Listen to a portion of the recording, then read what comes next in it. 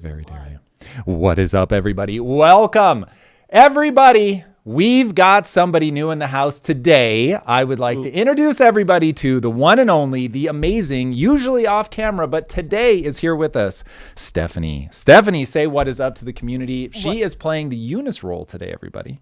What's up, everyone? Good morning. Happy to be here with you. Eunice left some big shoes to fill, so just bear with me, but we're going to have some fun. I'm excited. Eunice has very small shoes, but they are teddy bear in nature, so it's going to be tough. Should I say bunny overalls instead? She's left some big bunny overalls. We should have had you, yes. We should have had you in bunny overalls. It would be way more on brand.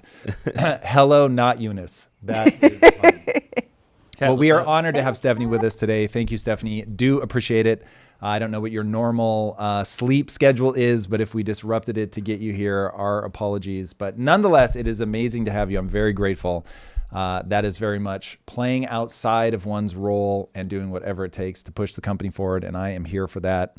And on behalf of the community, who you will be fighting on behalf of today, I say thank you. My pleasure. Happy to be here. Thank you. All right, Drew, AI. Yet more madness in the form of AI. What do you have for us today?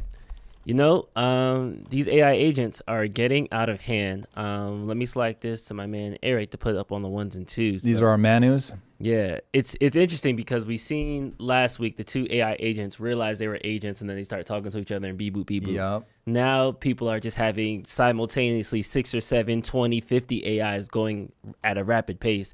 It looks kind of Minority Report where you're just seeing a flicking computer screen and all these other things. Can we pull that up, Eric, so chat can see it?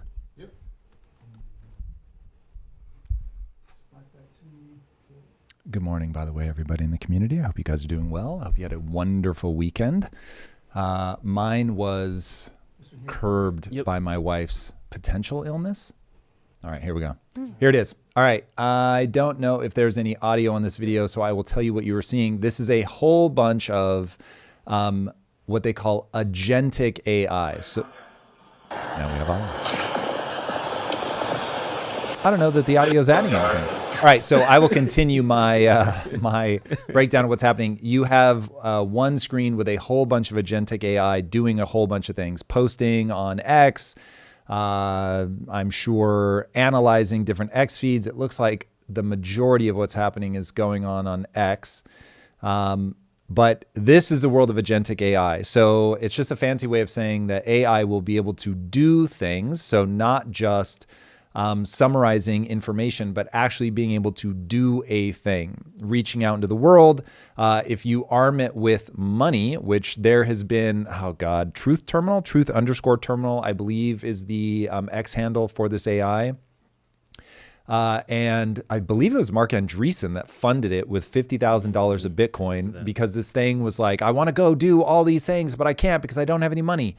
And so our boy Andreessen gave it some money, and it made, at one point, it was up millions of dollars because it was trading meme coins, which is utterly fascinating and certainly tells you the world that we are going into, which is the whole world as a casino. The whole world as a casino. Oh my goodness. Drew, I feel weird about that. The whole world is a casino. People really seem to dig that idea. Well, isn't life gambling? Like you're taking risk every day? Yes. Maybe it's that simple. Maybe we are just, when you peek your head out of the cave, it's a gamble as to whether you kill the mastodon kills you, or something third parties you as you try to kill the mastodon and the saber-toothed tiger sneaks up behind you. I don't know if you guys have seen that video. It's like a crocodile and a leopard or something fight over a baby wildebeest, if I remember right.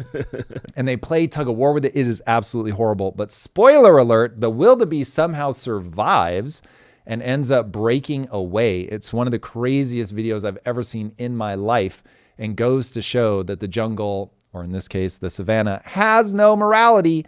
You just eat whatever you can. Speaking of, Drew, I hear this argument a lot with immigrants that Americans just won't take XYZ job.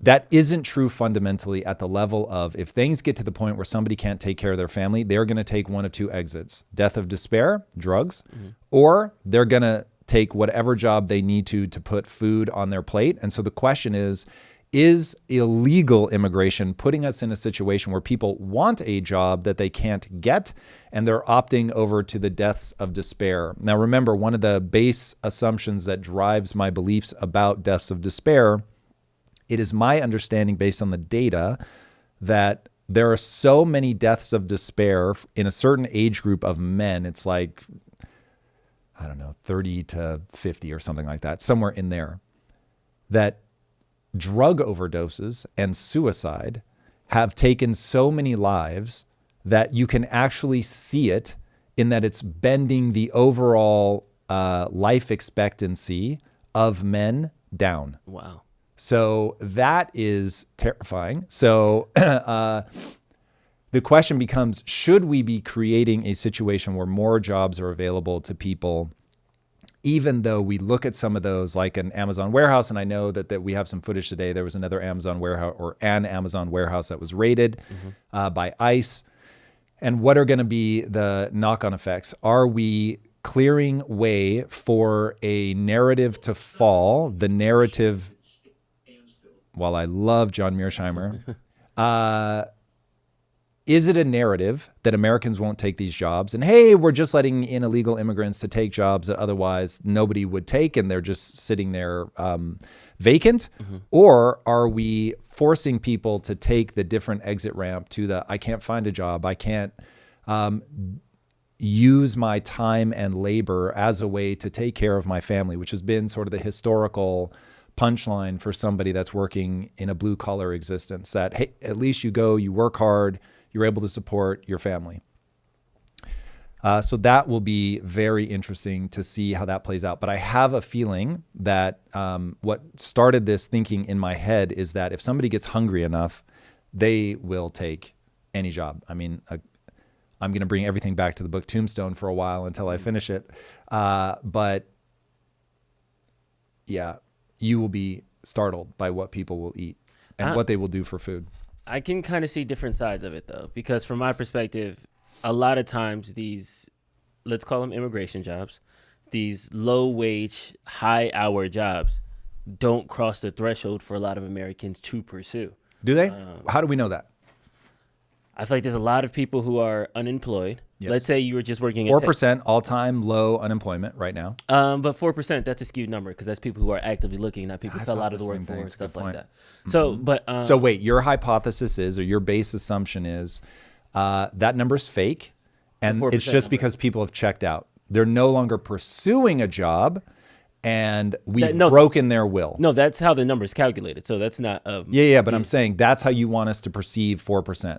Of the unemployed, yes, but it was always calculated that way. So this is not a new updated calculation. Yes, but you brought it up for a reason. Because to say that the 4% is the only number of people that are unemployed, I would not. That number is historically larger than that 4% number.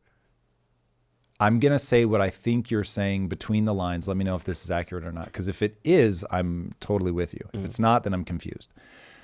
Tom, it is important that you recognize that that number only calculates the people that are actively seeking a job. The people whose will to find employment has been broken are not accounted for. And it is very important that you understand that we have broken the will of a lot of people who would otherwise be pursuing a job. Specifically, since we're talking about death of despair, yes, I'll take that. Got it. Totally understand. People, you work at a tech job, you're unemployed for 8 months. I don't know what that number is. You get a new puppy, you leave your puppy in the kennel for 2 days. After that, the puppy stops willing. Its will is broken in 2 days. People, 8 months doesn't seem like a large enough threshold that the tech bro is going to go to a local farm and trying to get a job. I'm going to put that on one side.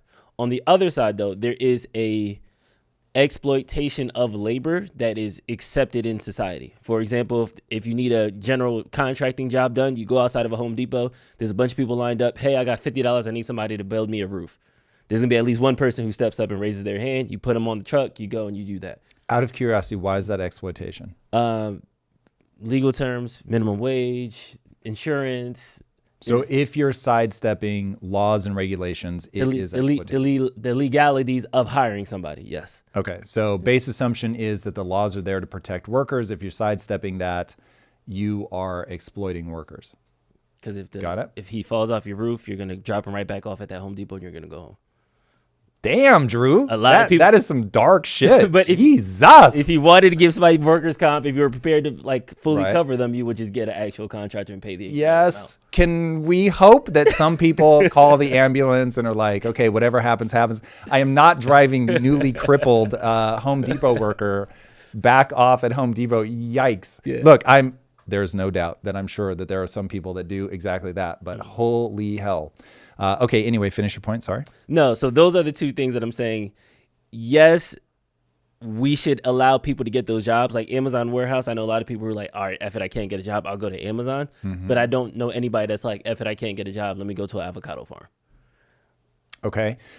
Give me your thesis on illegal immigration in a single sentence. My thesis on why they get the jobs. Yeah, I can't tell if you're agreeing with me or disagreeing with me. What I'm saying is, I agree that there are deaths of despair, but I don't think it's the illegal immigration jobs that is causing that. Because there are people who are skilled employees, skilled blue collar employees who I don't think have the humility to say, okay, now I'm going to be the one waiting outside that Home Depot for $50. Okay, so you believe that, well, you complicate things with the waiting outside of Home Depot, but you believe that Americans really won't take those jobs. And so that narrative to you is not a narrative, that's just truth. I believe it. Interesting. Yeah. I think there's a line. Okay, do you buy that if you create a situation, let's see, I'll finish the thought. Do you believe that if you create a situation where you weren't giving people all the entitlements that somebody can get to take care of them if they don't have a job, if those went away, do you believe that? Went away. Yes. Yeah. I mean, unemployment now is theoretically limited, so I don't know that this is really the big thing. But if entitlements for working age people went away, able-bodied working age people, let's just make it nice and clean, do you believe that people would suddenly go, oh, I am going to go take that job? Yes, but I feel like Lyft, Uber, DoorDash, a lot of those other things would have to be maxed out before they take that job. I think that's option Z, not option 3. Like they'll go through all the numbers and then all the letters and then take that job. Okay. And how do you think that we should solve for that? So right now, people's pitch is, well, we have to hire illegal immigrants. Drew's pitch is, I'm okay with illegal immigrants having the job. oh God, really? Yeah. What? Why not legalize the immigration? Make them all go through a process, but at least then we're not just letting anybody and everybody in. Those are two different things. I'm okay with illegal aliens working on a farm. I am not okay with an open border. Wait, help me reconcile the two. How do you get illegal aliens without? People are already here illegally. Uh-huh. Yeah. So you're just saying amnesty. It's not even amnesty. Like we have other, Close the border and give amnesty to everybody that's already here so that they can work the farms. because they were already running it. They were already doing it for the last X amount of years. Like I feel like deporting somebody that's been here for 15 years, is that saving the economy? Is there somebody that's out of work that's now going to be like, oh, that person's gone, now I can take their job? Okay, so no deportations, I don't. but shut the border. Yeah, I still think we should shut the border. I think security reasons you shouldn't have open. So we let them in, but we're here. We are where we Here are. now they made it. They got through. Got it. What if they're violent? Like they came in with a criminal record? Have they committed crimes in America? No. Let's make it hard. So we're good. Clean slate. I feel like if I know that if you're illegal, how do I know you're violent? Because if I had paperwork about you and I can track you, wouldn't I know where you are and I can then remove you? Yes. And so we're asking, do we remove them? 100% I know who you are. 100% I know where you are in America. I feel like And I know that you have a criminal that doesn't record. make sense to me. What do you mean? Like how? Okay, illegal immigration is a bunch of people coming into the country that we do not know. That we didn't know at the time of arrival because as far as I can tell, the Biden administration intentionally blinded themselves. We don't have paperwork for them or anything like that. So how do We you didn't at the time that they came in, or we certainly ignored it on purpose. copy? And then now that they're here, we now have that information? Oh, yes. Okay, then yes. If we know for a fact that they're criminals and we want to remove them, I'm okay. I'm agnostic to that. But my thing is they got in. Okay. Clarity. Yeah, they got in. I have a very weird stance on illegal immigration because my parents were illegals in the 80s, but before 9/11, everybody was allowed to be illegal. But now a majority of the countries are cut off, and only Mexicans have this amnesty where they can come directly into the country, or people who want to go through that route through South America. I was going to say, it is way more than Mexicans. But you have to that's the direct way. So there's people in India who overstayed their visa and it was fine. But then now with these ICE raids, they will kind of get swept into that thing. And it's one of those things of like, it's just, what are we actively trying to solve? I think a lot of times we put the blame on illegal immigration and say, if we remove all the illegal immigrants, we can now have affordable housing. No, if we remove all the immigrants, now our kids will be better educated. No. So it's like we're spending taxpayer dollars to get everybody to feel morally superior, but it doesn't actually solve an actual problem. That's so interesting. Frame of reference is so fascinating. You and I look at the same things and we see something wildly different. That is so interesting. Break it down for me. Here is the biggest thing that we have to solve for. Culture matters. Mm-hmm. And if you let people in at a rate that they do not assimilate and become Americans, become British, become German, become Swedish, whatever the case may be, you run into cultural problems. Now, I believe... You're referring from the UK, or you just think in general? Full stop. Okay. Full stop. So let's really make this simple. Mm-hmm. If you have 2 Native American tribes, and this is before the white man comes and fucks everything up, you have 2 Native American tribes, and you let too many people into your tribes, which, by the way, a lot of them did. I think it was the Comanches, where they were so violent and they died at such a freakish rate that they had a hard time keeping their numbers up. If it wasn't the Comanches, it was one very well-known tribe. And so they would go abduct, and they'd just be like, okay, cool. Now we're going to make you part of our tribe. Now, if you do that at too high of a rate, it will change the very culture of your organization, your tribe, your country, your whatever. And once people understand you can have a multi-ethnic society, you can have a multicultural society, because they will tear themselves apart for sure. Look at, even in Canada, where this is a relatively light version of this. I mean, light. And they still have trouble where the Quebecois want to pull away from Canada. So you have all of the tensions there because they have more of a French culture. Now imagine that you have wildly opposing cultures. So British versus Sharia law, for instance. We are going to get to watch that play out in real time. I'm almost certain it's Sweden that is now offering people money to leave because they let so many people in the country that are not assimilating to Swedish values, and it's causing this massive conflict. So that to me is like, number one, you just cannot let people in at a rate where they're not being forced societally to conform. And this is like when you see Trump making English the official language of America, which until like 2 weeks ago, it was not. Things like that are saying, hey, we have a culture and we are going to fight to preserve this culture. So for instance, I grew up with freedom of speech. So I'm a freedom of speech psychopath. Whoa, why are you laughing? No, because I grew up with freedom of speech. You realize we're the only country on planet Earth that has freedom of speech enshrined in the Constitution. Yes, but all Americans grew up with freedom of speech. Yes. Okay. But we do both recognize not all Americans value freedom of speech. And so what I'm saying is, this is a country for whom I would say a value worth actually dying for is freedom of speech. But not everybody agrees with that. So I am violently opposed. I don't give a fuck what their skin color is. I am violently opposed to importing people who don't believe in freedom of speech. Fuck that straight away. Beef. Same with if we're educating kids who grew up here, could be white as fucking snowflakes. I care not. That literally doesn't matter to me in the fucking slightest. If you are raising somebody to be opposed to my value system, I have beef. And there are certain values where, look, I'm like, I don't want to be the only voice at the table, but culture and the idea of things that have withstood the test of time, that shit matters to me. This is why I think British common law, the very idea of common law, in that it's been around for a long time and it's withstood the test of time, that to me is absolutely brilliant. All right, I feel like we've ignored our beloved community for long enough. Stephanie, tell us. Let's go. Now, is the super chat over $20? Because if it is, we're going to take it now. If it is not, it's relegated to the second hour. All right, then we are going to hold it. All right. Remember, everybody, we have new rules around super chat. This is an experimentation based on your guys' beef There was an insurrection in Discord with people and here in the feed, by the way, people not happy with the way that we were handling super chats.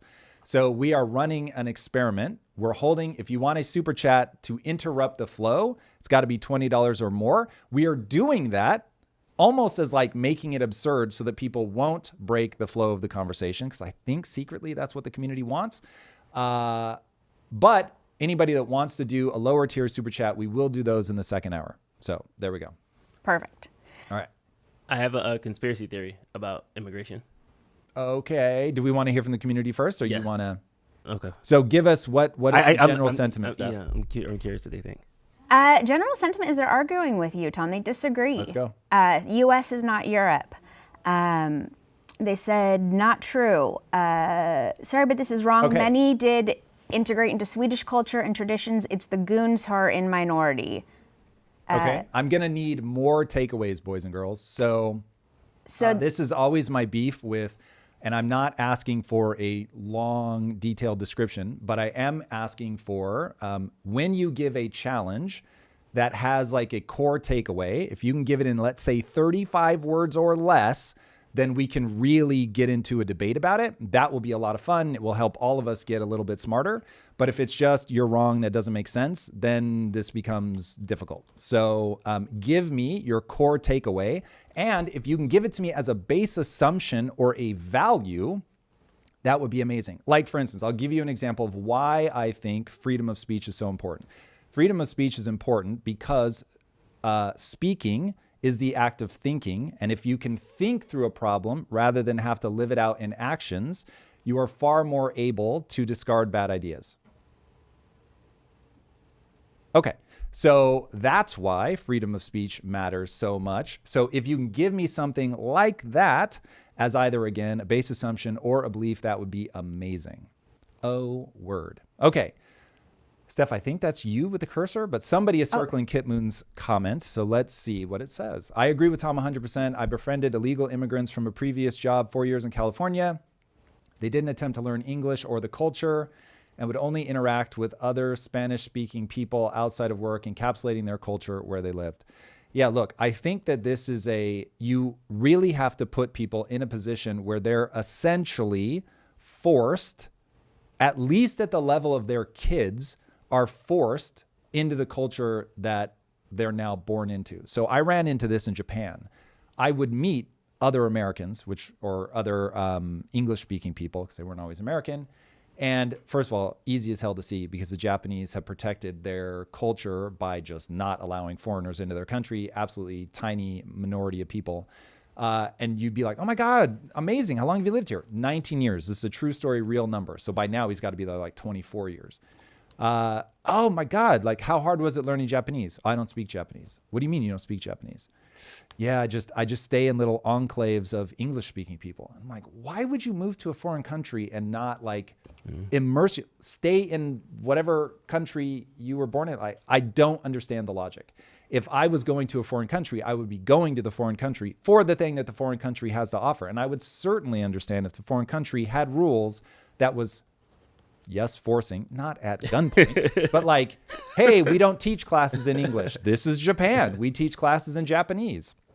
So I know that my kids are going to be assimilated into Japanese culture. Like that just makes sense to me. I feel like that's interesting because that's the exact opposite of what happened when America was founded. Because it's like we came to America to create a new thing. So we didn't have to assimilate. But okay, hold on. Wait. I'm not letting you drop that little thing without read about Massachusetts and see how hard in the paint they went to force people to conform. Because remember, they came over here. There was no country here. So it was the wild, wild east, I guess technically west of Europe. But and Massachusetts is but one example. Yeah. They would force people to conform to their religion. And so the whole idea of the separation of church and state was largely due to things like that, where they were like, hey, you're not religiously pure. We're going to isolate you, kill you, ice you out of government, expel you, like hard in the paint. Mm-hmm. And so what America was this hard negotiation, of all these people that have come from all over the world, bloody fights long before America became a country, stabbing and fucking killing to say, this is how this country is going to be. And somehow then people took away from all of that bloodshed to create this thing that we call the American experiment, to create this thing, which has created more benefit to its people than any other country on planet Earth, that has exported its values more aggressively than any country on Earth. Capitalism has been used to pull millions, possibly billions of people out of poverty, even in fucking China, where at least right now, they're not exactly pro-capitalism, but they were like, oh shit, starving people to death, that didn't exactly work. Let's take some. So let's lean over on capitalism. Americans have proven that it works. So all of that bloodshed, all of that fighting and defining and using this idea of common law, the things that have withstood the test of time, to create this thing that works. And now we're saying, well, that's not how America was founded. Yes, it was. Like, no, this but was... because my fundamental base assumption is that America was a country before the Pilgrims arrived. It's just it wasn't a country by Western definition. Okay, now you're gonna have to define it, because I have a feeling that we're gonna. What is your vision of Native Americans prior to the white man? Friendly, hostile, to each other. It was a society. I'm gonna need more words, Drew. It was a society. Yes. So there was a barter of exchange. There was goods and services. There was family. There was religion. There was love. Was there rape, murder, kidnapping, slaughter? Yes. Okay. Is that happening now? Yes. Not like back then. Not even a little bit. Not even remotely close. Okay. We're No, hit me with it. No, I think this is semantics. I want to talk about this conspiracy theory. Okay. Chat, you guys be the arbiter. Do we move on? I think we're Drew's pretty hungry to get off this point here. We're getting into a rabbit hole. That's what this is about. Listen, chat, if you guys don't like a given rabbit hole, we won't bring it up in the future. Fair enough. I don't want to beat you guys to death. But the more I read about history, the more I'm like, holy fuck, you really start to get a sense of what life is. And my whole thing is, you said it wasn't a country. It was a country. Now, was it a country to our Western current definition? Probably not. But there was goods and services. There was exchange. There was family. There was religion. There was culture. They didn't have football. They had some other Native American equivalent. They didn't have beer. They had some other Native American equivalent. It wasn't like that. The tribes were so different, Drew.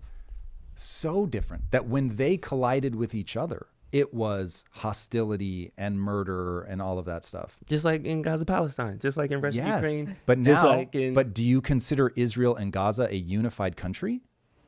Like, if you said... They're fighting over the same landmass. Yes, but landmass is not country.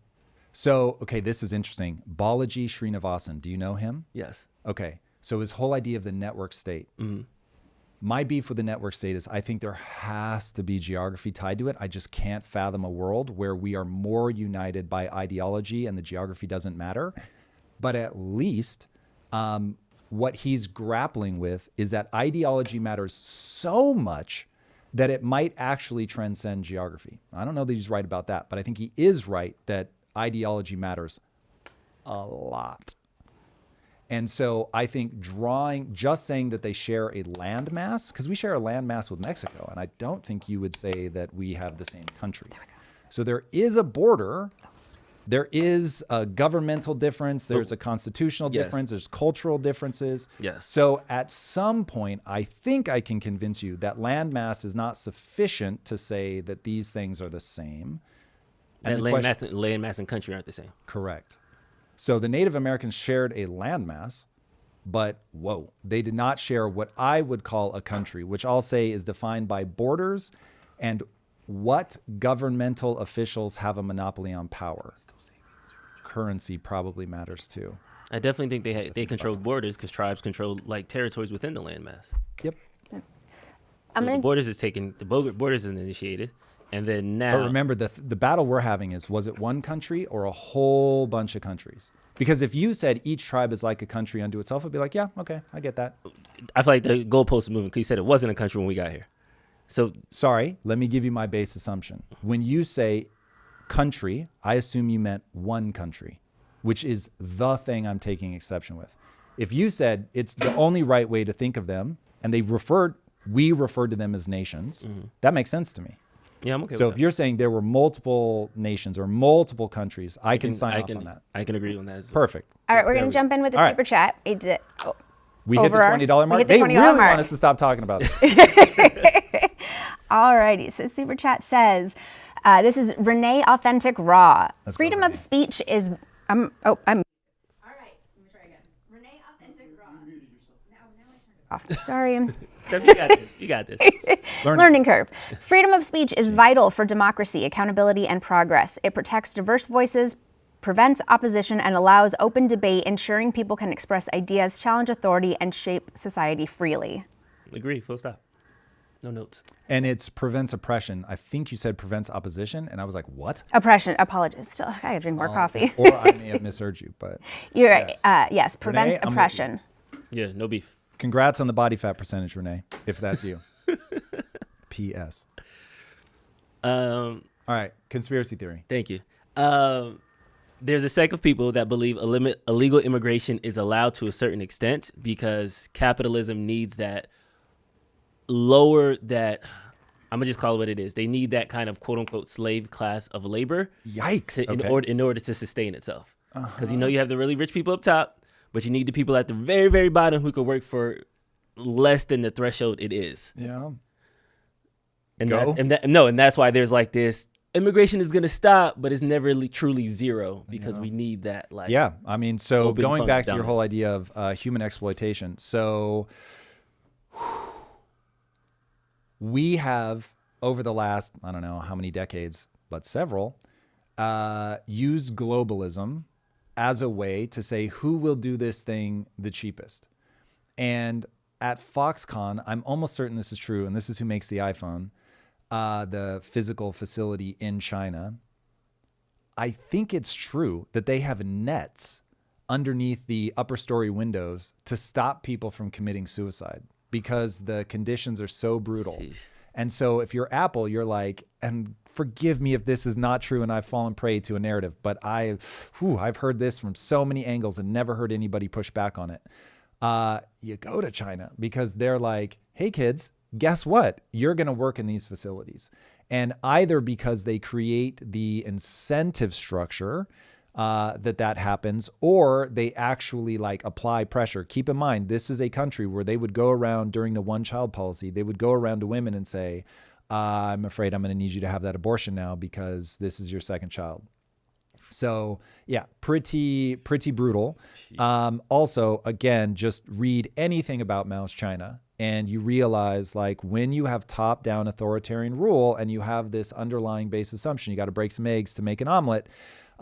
You allow globalists to go, oh, cool, we're going to get our textiles manufactured in Vietnam. We're going to get our physical tech manufacturing to be done in China because that's where you can get all of this stuff for cheaper. Now, China's labor prices are going up 10% year over year. And so it only lasts for a while. And then you look for the next, God, do I hate to use the word slave class, but you look for the next cheap labor. And so this is why I think so many eyes are turning towards Africa to be like, cool, we still have some developing nations.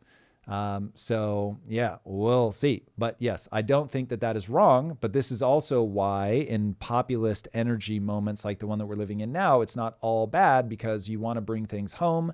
You want to stop relying on cheap labor. You appeal to the populist base by saying, look how disgusting this is. They're not willing to pay you a living wage. They're just sending this overseas. And you'll get this, all of this stuff moves like an accordion or like a lung breathing. It expands and it contracts. It expands and it contracts. So we're in a contraction moment. It will be good for America for a while. You'll get the middle class rising. You will hit a point where the only way for the middle class to keep rising is to drive costs down. And of course, this is a non-AI world, but this certainly explains what you've seen historically. You'll get to that point, and then the only way to get cheap labor is to offshore. We will go back to being globalist. Mm-hmm. Yeah, I mean, it just is. So this was the whole debate that we were having at the time that Washington was president is, are we isolationist or are we globalist? It's going to happen forever. Like you're just going to expand, contract. I mean, they were, you had globalist trade back in the Genghis Khan days. That was the whole Silk Road where it was like Genghis Khan was evil, but He managed to make the Silk Road safe for trading. It's crazy. God, when you read history, it is a trip. A trip. And it's interesting, too, because now that we're talking about tariffs and offshoring, onshoring, a lot of people are worried about the costs that are going to rise for their favorite products, when really the way to avoid that is to buy American-made products, is to keep things back in-house. So yes, you might have to change your brand preference. There are going to be some things that you're going to have to be flexible with. But the entire point of these tariffs and the entire point of being more isolationist, I'm not going to say we're going straight 100% to isolationist, is to reinvigorate American manufacturing and American-made products and supporting America in that way directly to hopefully stop the kids in Foxconn from jumping out of nets and killing themselves. Boy, do I wish it was the whole point to do that. When does our tariff episode drop, or our sanctions and tariffs? Tomorrow. All right, everybody, you're definitely going to want to check that episode out. I was with a guy named Edward Fishman. He was part of the State Department, wrote a book called Choke Points. Unfortunately, in the book Choke Points, he makes it incredibly clear that economic warfare is about wielding weapons against your opponents without needing to actually cause bloodshed, but they are very much weapons. Trump is doing double duty at least. He's wielding them as weapons. His latest rhetoric to Russia, I find very interesting in terms of if he can. He has not said this. This is the part that I'm reading between the lines. But as far as I can tell, this is what Trump is doing. Or let me give Trump maybe more credit than he deserves, or not enough. I don't fucking know. But I have a feeling he's doing something like this. Drill, baby, drill here in America. We're going to get rid of all this new Green Deal stuff, and we're going to start getting back in the game of fossil fuels in a big way. We want to browbeat Canada into getting on board with our policies. And in browbeating Canada, we can either make them the 51st state or at least get them as exporters of oil and liquid natural gas. Between us and them doing that, then we can supply Europe. North America now starts getting richer. Europe continues to have lower prices for their oil and natural gas. And now we can put sanctions on Russia in a way that will actually hurt them, because we couldn't do it before. So for all the big talk about sanctions on Russia, the only thing that we didn't do was sanction the thing that drives like 85% of their economy. And so I'm not saying that the sanctions did nothing, but this is why Russia was able to bounce back so quickly. It was like, oh, you're not going to fuck with my oil and natural gas? Great. So I'm just going to keep exporting that. That's going to keep my economy at 85%. We're good. If we can choke point that, now we can sanction Russia to the point where we are literally dropping them to their knees, and they will come to the negotiating table.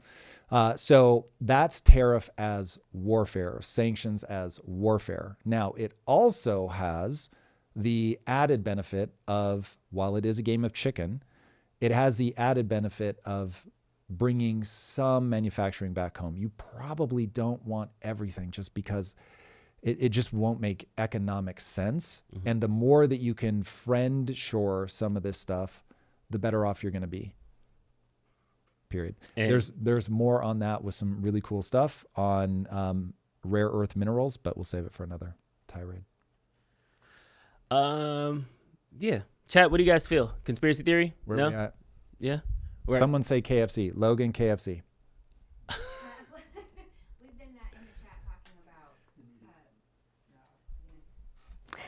In the chat, we've been talking about how Elon Musk is the new Genghis Khan. Because you're talking about Genghis Khan and how we're all related. Yeah. I don't think people. Yeah, I don't think people understand the scale at which Genghis Khan had kids. James, we can definitely get back to AI. If you give us the specific thing you want to talk about, that is my favorite thing in the universe to talk about. Genghis Khan had hundreds of kids, hundreds. So while Elon is not off to a bad start at 13, there's a long gap between 13 and say 450. And I have no idea if that's a real number. I'm just saying. Oh, isn't it more? That we're all related because of Genghis Khan? But like it's something 6 degrees like of separation 10% of the population. In fact, can somebody just ask AI? Yes. Please find out what percentage of people are related to Genghis Khan in some way. That is crazy. Will D wants to know how AI is going to take over all of reality. All right, back to AI. Okay, so Will, you got to give me a time frame, because if we're talking in the next 10 years, AI is going to be this insanely powerful tool that will allow all of us to do things like make our own movies, our own comic books, have best friends, make sure that our mom in her aging years has a bot in her house to talk to her and comfort her, diagnose whatever symptoms she might have. That's all going to be in the next 10 years. And that's going to be unbelievable. It will be transformative in a gigantic way. In the positive AI scenario, though, in say 25 or 30 years, now humans are augmenting themselves with technology. They are really beginning to merge with AI, except for the purists. The purists will not involve themselves with AI at all. They will go backwards from a technological standpoint. If you've ever seen or read Dune, the opening line of the book Dune is something along the lines of, man shall not make an artificial intelligence in the likeness of man's own mind, something like that. But the whole idea being that Frank Herbert obviously thought through the problem and realized that if you can make artificial superintelligence, that humans basically either get enslaved or become irrelevant. So I think that there will be an evolutionary push, an evolutionary pressure on humans to merge with technology. If you let me push it out to 50 years, barring catastrophic war, that seems so inevitable. The only question that remains is there, fancy word incoming, do we, I think it's called asymptoping, where you hit a ceiling of some kind. Just meaning that you plateau. I don't know. Fancy words. Hey, I I'm like going to do fancy word things. I believe. I don't know if you can put ing on it or not, but it's called you hit an asymptote or it asymptotes. Got it. So if we don't hit a ceiling, then you will have a super intelligence that is, I mean, will you give me 100 times smarter than humanity? I think it's more like 1 billion times smarter. But to give some context, a stat that chat will start dropping in quickly, I'm sure, Einstein is 2.4 times smarter than a definitional asymptotic. Thank you, Scurbadurba. Einstein was 2.4 times smarter than a definitional moron. So if you'll give me even 10x, it's like all of a sudden you're solving fundamental physics problems and the world looks very, very different. And I think that it will be orders of magnitude more than that. Again, unless we hit some upper limit, that there's just something about intelligence that it can't keep going. Einstein is a shill. Meta, what? Like, tell me you're a bot without telling me you're a bot. What do you mean? In what way is he a shill? Fake news. What is happening right now? More words, everybody. I love when people challenge stuff, but I'm really going to need more words than he was a shill. I don't even know where to go with that. Will AI end capitalism? It's the big D. Well, congratulations, big D. Will it? Almost certainly. Again, unless we hit an upper bound. Yes, Einstein ripped everyone off. Did he? Did he? With fundamental insights into physics, we are all standing on the shoulders of giants. I think even Einstein, I don't even think I have to guess. I'm pretty sure he said things to that end. We all stand on the shoulders of giants, but it was still him that had the key breakthroughs, as documented, that allowed us to do things like nuclear energy, nuclear bombs, GPS. That's always my favorite. So yeah, Tarkov is the last 10% of Russian GDP. That's hilarious, Chewy.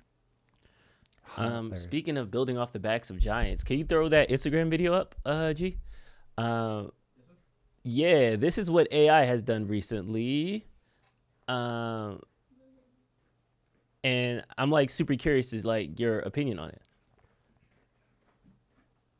Someone took the Game of Thrones trailer and turned it into a Lego version, not a stop motion remake or CGI. God, this looks so good. AI generated using an app called InVideo AI. But here's the crazy part. It didn't take weeks. It only took a few minutes. In-video AI analyzes every frame of the video to understand things like shapes and texture and lighting, and then it uses that information to rebuild the entire video in a completely different style. This means it can reconstruct any video in Lego, Pixar, anime, and basically any style that you want. Just imagine the possibilities with this. Want to watch Star Wars in Studio Ghibli style? Done. You want to watch Breaking Bad as an early 2000s cartoon? Easy. The crazy part is you don't need any editing skills. Just upload your video, describe the style that you want, and in-video AI does the rest. So if you could reimagine any movie or TV show in a completely different style, what would you pick? That is insane.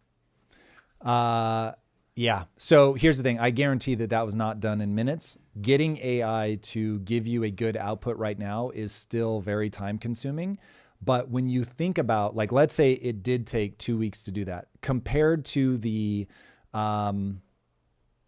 6 months and 30 people that it would normally take to make a 3-minute thing like that, it is the output that each person gets for their time is so magnified. It is unbelievable. So every weekend now, I am trying to push the limits of what AI is capable with consistent characters, because the second we are able to bring our characters in a consistent way into AI, we will begin making larger investments into the entertainment side of our business. So yeah, I am trying to live at that intersection. And right now it's unbelievable how much I can get done, but it is also hard capped. But again, every day it gets better and better. Eric, I dropped one more link, the last one that I just dropped in there. I had the Jordash finds AI results to be boring. What is happening right now? Like, I know they're going to be not a human answer, so they automatically fail, but you have to suffer through their failures anyway. Interesting. Jordash, be careful at how you judge, how your judgment of AI affects your behavior. If you're simply planting a mile marker and saying right now it's trash, but you recognize how rapidly it's getting better. Why does that sound so wrong? Anyway, it's getting better rapidly. As long as you recognize that, then you won't get caught flat-footed. But if you're not engaging with it, despite its imperfections, you're going to get caught off guard, and it is going to smash you in the face. That is a perfect segue to this clip. Let's go. Kip Moon, thanks for dropping it.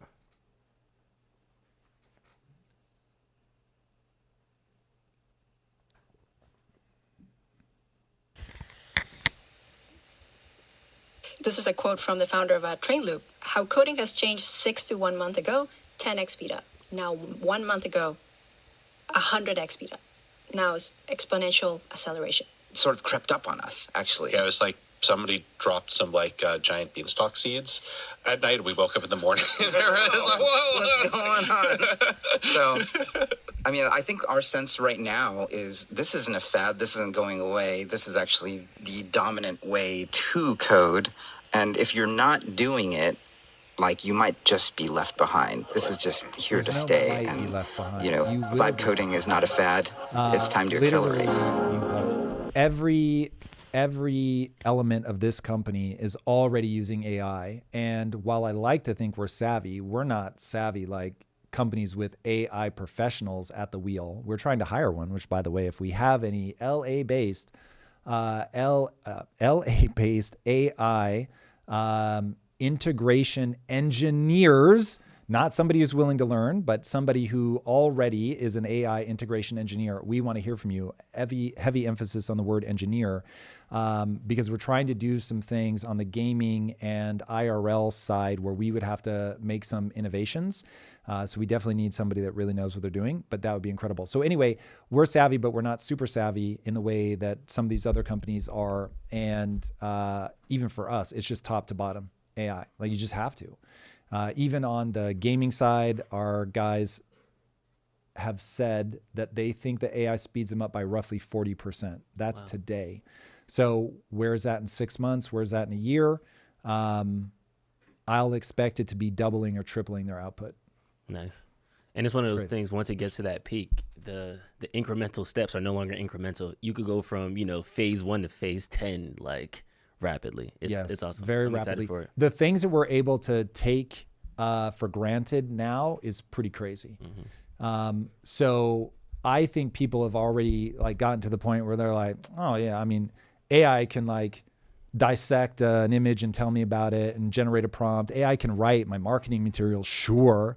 But like when I talk to it, I can still tell that it's AI. It's like, yo, for how much longer? 6 months? So the fact that it can pass the Turing test when you can't hear its voice, and the fact that everybody's just like, yeah, well, I mean, that's no big deal. Bro, like 3 years ago, that was a huge deal that everyone was like, I don't know that they'll ever be able to do it. AI is not legit until it could do this, and then it does it. Yeah, and then they move the goalposts and move and move and move and move and move. It's crazy. All right, you want to go Ukraine or you want to go Firmac? Firmac is a debanking, the crypto debanking act that Tim Scott has introduced. Ooh, I have a feeling that chat will get a lot more out of Ukraine, though they seem to hate it. Whatever I say about Ukraine is unpopular. It almost doesn't matter what I say. Let's go. I think debanking is more obscure, so let's go with Ukraine. All right, cool. So that John Mearsheimer link that I put in the Slack, Eric, please. So John Mearsheimer had an interview recently, and this is a clip pulled from Liberty Vault. We love the guys at Liberty Vault. They pull some of our stuff sometime. Breaking down his perspective of how he thinks the Ukraine war is going to end. Let's go. Going to be a negotiated standstill because that equals a ceasefire. And the Russians have made it unequivocally clear that there's not going to be a ceasefire. The question is, will Zelensky agree to the peace terms that the United States is now pushing forward with the Russians? And he does not, under any circumstances, want to accept those terms because he would, in effect, be conceding what has been Ukrainian territory to Russia. He would have to accept Russian annexation of those 4 oblasts in the east and Crimea, and he would have to accept that Ukraine would be demilitarized, and at the same time it would be a neutral state. He can't accept that, not only because... But it's inevitably coming. There's no way around it. There's no question about that. But he just refuses to accept it. And so Mearsheimer is the king of what's known as realpolitik. So realpolitik is basically accepting the world as it is, that this is a power battle, and that the strong will do as they will and the weak will suffer as they must. So understand that is where he's coming at all of this from. By the way, I think it was Mr. TKO. You missed getting to interrupt us by a penny. So remember, everybody, if you're doing a super chat, interrupt super chat is $20 and up, which Rocket Bombs has done. So we will be pausing here to take that super chat. Everything else has to wait for the second hour. All right, Rocket Bombs, let's go. All right, Rocket Bomb says, if AI can eventually craft narratives that deeply resonate with us, when does narrative itself stop being a product of our perspective and instead become a mirror held up by machines, revealing truths that we're unable to uncover ourselves? I need the writer brain because I don't know if you got triggered how I got triggered with this. No, say more. No, because he says, when does narrative itself stop being a product of our perspective and instead becomes a mirror? And I would argue that all art is a mirror of society, right? I'm so with you. Yeah. I'm so with you. I want to get a t-shirt. Yes, Drew is 100% correct about that. So this is why frame of reference, understanding the concept of frame of reference is so important in everybody's lives. Understanding that I'm in a frame of reference, you're in a frame of reference, your significant other is in a frame of reference. We are all locked in a frame of reference. Your frame of reference is made of your biology, your values, and your beliefs. You can sort of step outside of it for a second, but even then it's still so colored. Your frame of reference controls what you look at and what you see. It's crazy. So now getting to your maybe deeper point, I think that AI is already at the point where it can create some pretty profound insights. I was having a conversation with somebody who many of you would know by name, and they were saying that they had asked ChatGPT to analyze them and give them like a almost psychiatric breakdown based on all the questions that it had asked them. And they were saying that breakdown was so insightful that he felt it knew them at least as well as people that had known him intimately for years. And he was like, it was bang on just by the ways that he would ask questions. And I was like, whoa, I'm not surprised. Yeah. That is the thing that I think AI right now is the best at. So the way that I interface with AI will be largely as a creative. So I'll say, hey, give me a prompt for like Project Kaizen. I was working on that this weekend. Give me a prompt that I can show to Midjourney and get the output that I want. And it's like, cool, here it is. And then I would say, okay, you know what Project Kaizen is. You can describe it perfectly, but here's the output I got from Midjourney. What's wrong with it? It will be bang on, like bang on. How? Like there are times where it will see a discrepancy that even I missed, but as soon as it articulates, I'm like, yes, that is missing. So it is unbelievably insightful. So anyway, I think AI is already there. So you start saying 2-3 years from now, I think that people are going to stop asking their bestie and they're going to start asking AI. I'm not kidding. So instead of like venting to like my best friend, like girl, it's going to be like chat. Bro, I mean that for real. And so there are going to be weird consequences, but this is exactly what we're trying to build. So here, the reason that we're trying to get an AI engineer at Impact Theory, many reasons, but the most important is I want to create, there's something we're building in the next phase of Project Kaizen, which by the way, when you play it, you're going to be like, this is dumb. It's dumb for now. It's going to get cool. It's an AI driven character that you can give verbal commands to. I've already seen it working. It's nuts. Nice. And you say, follow me, do this, very simple commands, but it will do them. We want to take that and make it real so that you have a non-animated toy. It doesn't move.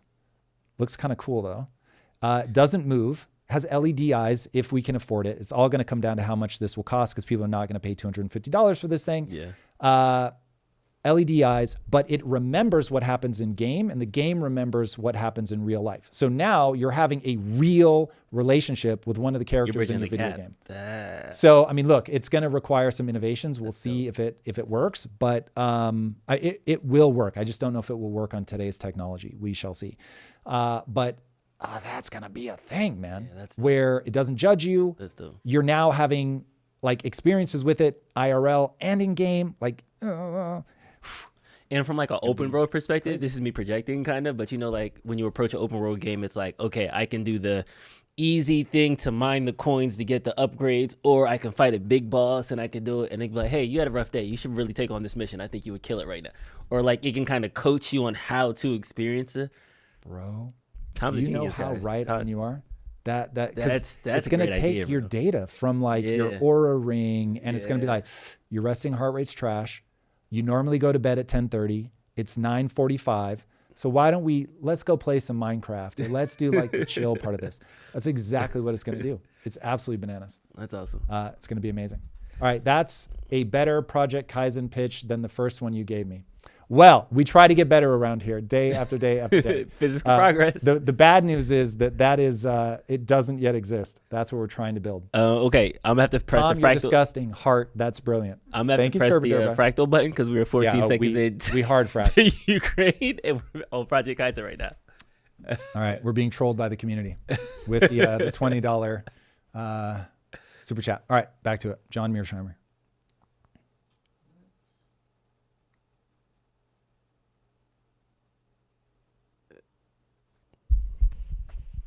That's hilarious.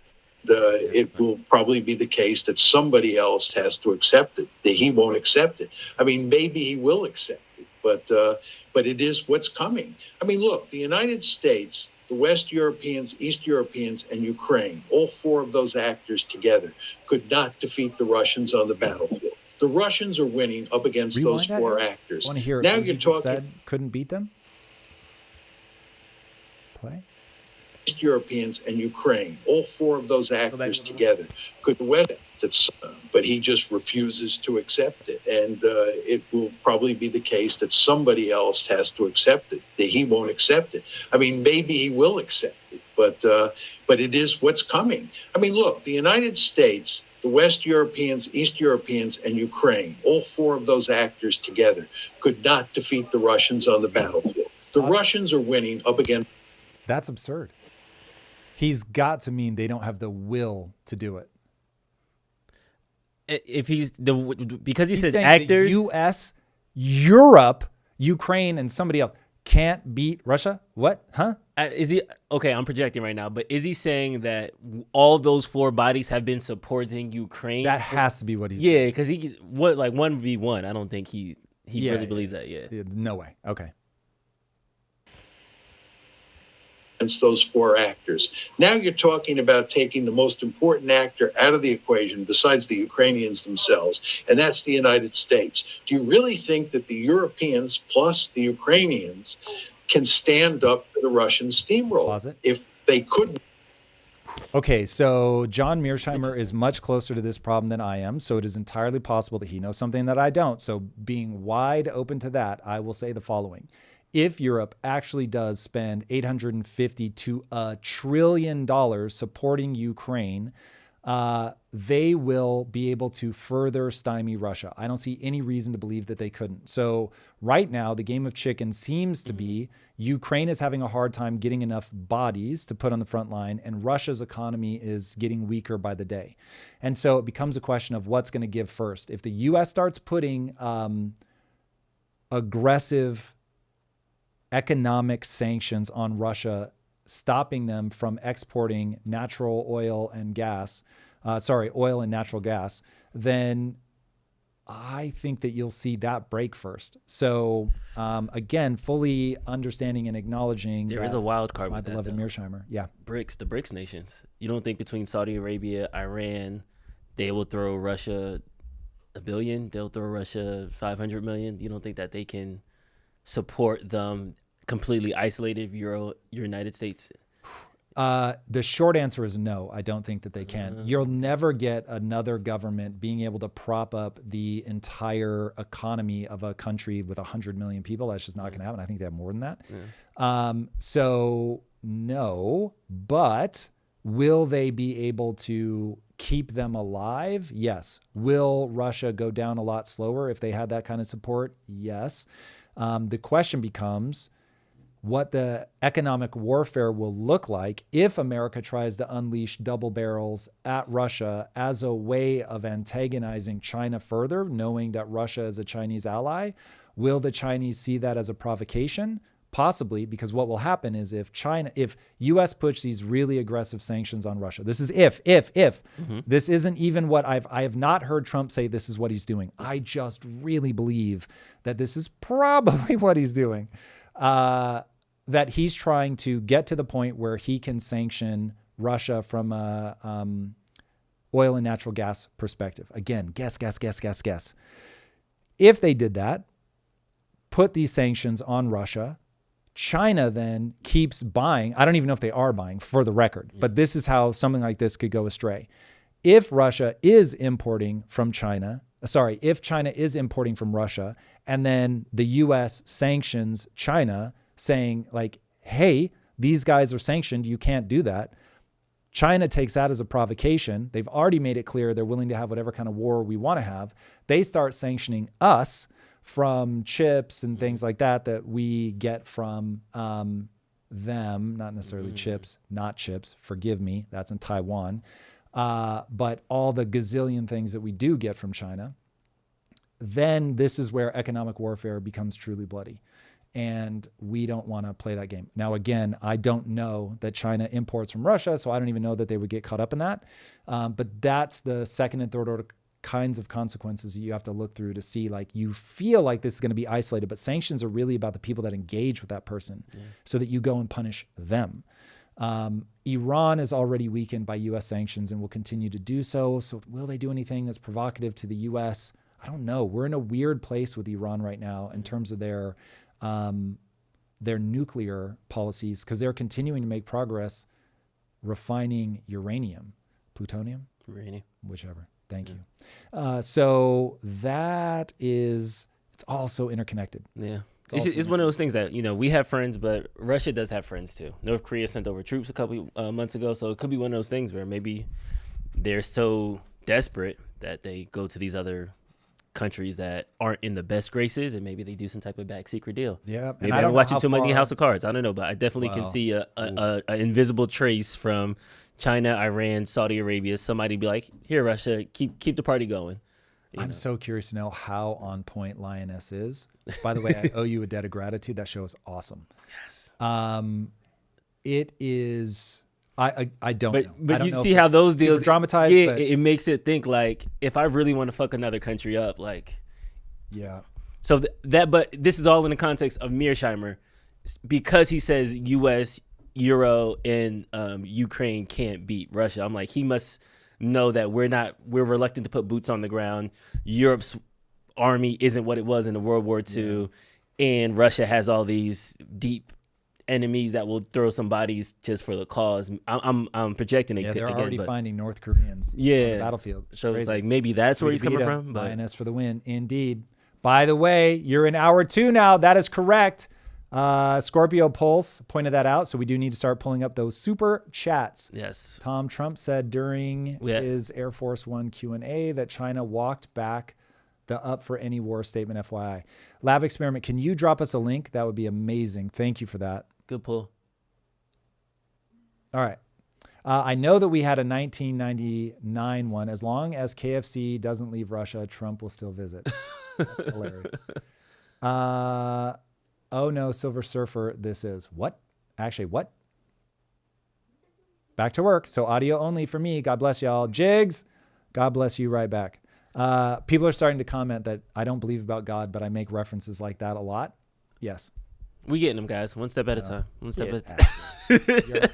There he is. You're pulling up that super chat. There is a way to organize it by just show all super chats. Yeah, there we go. Okay. Please do them in descending order of dollars spent. So I think the 1999 one from Mr. TKO. Well, there's one right there. I'll just read it. Don't move. Whoever's scrolling, don't scroll. Yeah. This is from Mr. TKO. Am I exploiting Tom when I ask 50 plus specific questions for personal gain for less than 1K a year? Yes, you are, Mr. TKO, and please keep doing it. We are so grateful for the interaction with the community. I am able to leverage the exploitation for good benefit on our side as well. So by all means, keep it coming, especially with them 1999 super chats. We appreciate it very much. All right. KN Kireen says, not true. They already have aggressive sanctions. Russia economy not great, but it's not as bad as you say. Do your research. Please watch this episode tomorrow. Please watch this episode tomorrow. By all means, please give us any links that you think would be useful for exploring the realities of the Russian economy. I am all for updating my thinking, always and forever. Zach is not, we already did Renee. So Zach says, Tom, you mentioned that you guys are working on an IT AI solution. Is the company that's building that going to train a custom model, or are they building a RAG solution? Okay, so I don't know what a RAG solution is, so I would love to learn. Hopefully Drew's click-clacking is him looking up RAG. So Retrieval Augmented Generation Solution is an AI framework that combines an information retrieval system with a large language model. Ooh, I'm very curious. So I'm flying later today to meet with a company that is proposing to build a solution for us that is, it sits in between the data set and the inference layer, which is fascinating. So maybe that is RAG. So the whole reason I'm going to meet with them is to figure out what exactly are you guys doing. So thank you for giving me an area in which to explore. More information on that incoming. All right. Cameron is next up, says the swirling cursor. Cameron Vaughn says, thoughts on the debanking bill affecting the CFPB. Okay, you were trying to bring this up earlier? Yes, it is the Firm Act. So just for everybody to know, I downloaded it directly from the government website. It's 6 pages. I uploaded it into Gemini, and this is what it spit out. The Firm Act aims to eliminate the use of reputational risk in the supervision of depository institutions by federal banking agencies. The act argues that reputational risk is not defined in any statute and allows for subjective interpretations that can be influenced by political agendas. The act mandates that all federal banking agencies remove any reference to reputational risk from their guidance, rules, and examinational manuals. Additionally, the act prohibits these agencies from engaging in any activity related to the regulation or examination of reputational risk. Its aim is to stop the debanking because of crypto or because of malicious like industries. Like I know cannabis industries have a hard time getting debanked and things like that. You have two choices as the banking system. Option number one, make it easier for people to start banks, which they've essentially, you can just look at the numbers of how many banks. I don't remember where the cutoff was, if it was in the 80s, 90s, 2000s, I don't remember. But there was some regulation that was passed where it went from like some reasonable number of banks were being created a year to effectively zero. And so if there are no new banks coming on that can take advantage of, oh, you won't bank people in crypto, we'll bank people in crypto. If you make that impossible, then you can't have these nebulous things that people are obviously abusing because they don't like, from a political standpoint, they don't like where crypto is going. So that at a summary level sounds awesome. I think that debanking was pretty sinister. So yeah, no bueno. And last thing, somebody shouted out Shoot Cam. Shout out to the Y3. Oh, let's go. Yep. These will be Those are very favorite. familiar to you guys over time here. But I think the real star of today are the pants. So I haven't worn these pants in a very long time, and I rediscovered them in my closet today. I'm going into the recesses of my closet to find things now. For literally probably 3 years, I wore effectively the same outfit every day until, I don't know if it was a coordinated attack, but my wife and the team started giving me a hard time about same dressing. Is hilarious. And so I was like, whenever my wife starts having beef, I switch it up. So, and then at roughly the same time, we started going live. So, all right, we dress to impress. But I don't know that these are going to serve me well on my flight today because they only have 2 pockets. That's bad. It's bad mojo. You don't have like a cross bag? I'm sorry, what? You don't have a cross body bag? A MERP? Are you really trying to add words to it to make it not immerse? I guess immerse is what they're called. No, hard pass. I grew up in the 80s, Drew. And I don't carry purses. Ricardo, update on the glove. What's happening with the white glove? Bro, I need to get that glove. But here's the thing. It's got to be cool enough to suffer the slings and arrows because I'm going to take shit for it. So if I'm going to take shit for it, it's got to be something that I really believe in. Because when I like something, I don't give a fuck what people think. But if I'm doing it because I'm getting pressured or whatever, then I would not feel cool. So I've got to have something that I'm like, yo, this is dope. That when people say, oh, he's trying to Michael Jackson it, that I stand firm in my decision. Like my wife absolutely hates these shoes. Don't care. Because I think these shoes are so fucking cool that I care not that that my wife isn't here for them. Left hand or right hand for the glove? Ooh, I don't feel strongly. My inclination for reasons even I don't understand is left, but I don't know why. You're right. You right with your right? I do. Oh, so then this is your off hand. The last time I wrote something. So yeah, I don't know why. But my brain says left. All right. But if I found it and it was right, I'd be here for it if it was cool enough. That's it. Chat, we are in the second hour, so this is the time. Get those super chats in. Get your takes off. This is the time. This is the time. This is the time, boys and girls, if you've got anything. All right, while we wait for chat to decide what they want to talk about, Drew, did you see the pastures are trash? Oh. The pastures are trash, everybody. Let's go. It's the pasture. You got to pull this up. All right, Eric, coming to you right now. Just dropped it.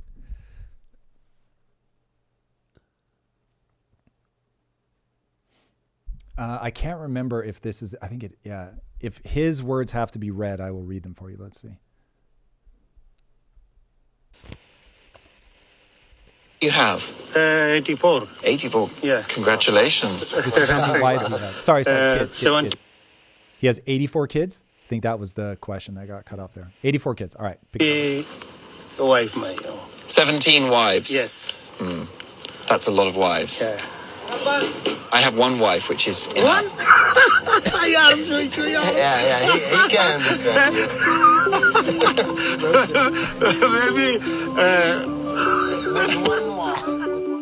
You can't even stop laughing. Because basically that's a sign of poverty. Like you can only afford one wife. Like that's crazy. You'd say that on camera? That's basically where we're at. And then I got one more, the tit for tat. Just dropped that one. Chat, I want to know, would any of you like to have multiple wives? It gets a hard pass from me. Oh God, this is amazing. You got to start from the beginning with audio. You're going to have to turn audio on and then rewind it. It's the only way. It's stupid. I hate that about Instagram. Because if you hit refresh, it remutes it. I think it's good. Yeah, you get it. How tall are you? how much do you weigh? How much money you got? How many bodies you got? We didn't give this any setup. So this is dating in 2024. It's a cartoon of a man and woman sitting across from each other, each basically going back and forth with questions from their side of the dating pool. All right, start it from the beginning. Let's have like a timeline where I can drag. Oh, boo. Yeah. All right. A refresh. Yeah. Refresh, but then get ready to hit that mute button. Cool. How tall are you? How much do you weigh? How much money you got? How many bodies you got? Do you pay all the bills? Do you have any student loan debt? What's your credit score? Do you cook and clean? How big is it? How high is it? Check. So funny. This is this what it feels like? Yes. Yes, it does. So crazy. Yes, it does. Okay, this is why culture matters, Drew. This is why you can't have illegal immigration. This is what happens when culture gets out of pocket. This is crazy. I think I blame social media. That's my go-to. I think that there is Of course. there's a othering of people that like, oh, that person has this, and this. I want this, and it's the Gini coefficient. It's the grapes and the cucumbers. That video has radicalized me as well. That and the 13,000 years of our tax dollars. That's what it takes. That's if you spend $1 million a day, it'll take 13,000 years to spend all the money that they collect in income tax In a single year. Crazy. But yeah, it's really like the Gini coefficient of it, of just like, okay, this person has this, and that. So I believe I deserve this, and that. And by all means, everybody should have a checklist and they should get whatever they want. God bless you. I hope you figure it out. But when you come, it's a mistake. Yeah, like you come with a check and you're looking for, you do this, you do, as opposed to like, who am I? How do I like? What's my value system? What are the principles that I'm bringing to the table? How do I rule what's my North Star? Like, it's so interesting. Yeah. I remember very early in my marriage. Is that red light real? Yes, we have super chat. Let's hit Super it. chat. And then remind me to come back to something I said to Lisa about not looking to upgrade her. All right, hit us with it. What do we got? Tom. Cameron Fry. Tom, thoughts on how to increase my agency in the world and increase the rate at which I take action? I think I plan too much and don't do enough. All right, Cameron, here is why I started moving away from just doing mindset. You can't imagine how much I love doing I love it so much. It puts me in this really powerful, aggressive mental state. It is fun. But part of the reason that I stopped doing it is ultimately shit like that just boils down to fucking do it.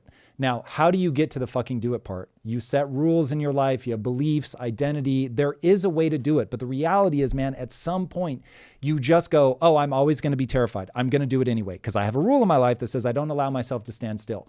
Like when I give people my rules, inevitably, people will pick one of the rules that they will clown on. Instead of going, this is interesting. So having a set of rules is maybe necessary for me to propel myself into action. Got it. I'm not going to waste time demarcating the ones that I'm going to discard. I'm going to focus on the fucking ones that I'm going to put to use. So it just became maddening because the vast majority of humanity does not accept that they are having a biological experience and they have to trap themselves. Otherwise, they'll be a lazy couch potato. It became very clear to me that left to my own devices, I was a lazy couch potato and that I was never going to get the things that I wanted. And so I leveraged my desire to convince a woman that I was worth having sex with, that I was worth her attaching her life to. And I realized, oh shit, I have a value system that says you can't lie and trick people. And so I told her I was going to make her rich. And I didn't understand that you can't guarantee it at the time. Anyway, doesn't matter. I wasn't being sincere in my pursuit of it. And that made me feel grotesque. I was ashamed of myself and I didn't want to sit in that shame. And so I started getting the fuck out of bed, literally, was oddly enough one of my biggest hurdles, and started accepting that I was not yet good enough to achieve my goals. And I was going to have to get good. So instead of allowing myself to become depressed, that my intellect was capped, that my talents were not what I wanted them to be, I was just going to put myself on a journey of seeing how far I could push myself. And at least then if I failed, I could look her in the eye and be like, I really fucking tried. And everything is downstream of that. But when you start telling people, oh, you just don't hate yourself enough, they're going to freak the fuck out. But that's the reality of what got me out of bed. Oh, we've deranged impressing women and we've made it negative. No, you should be trying to impress a woman. Women, we've made it negative that you want your man to strive for more. You still need to love him where he's at, but you should want him to strive for more. Like, we've deranged all of the things that work. And so if I could just re-anchor everybody on, you are having a evolutionarily induced biological experience. And until you map all of the algorithms that are running in your brain that are going to get you to do the right things, you are fucked. So ipso facto, I'm going to stop there. I'm also getting hot. Yeah.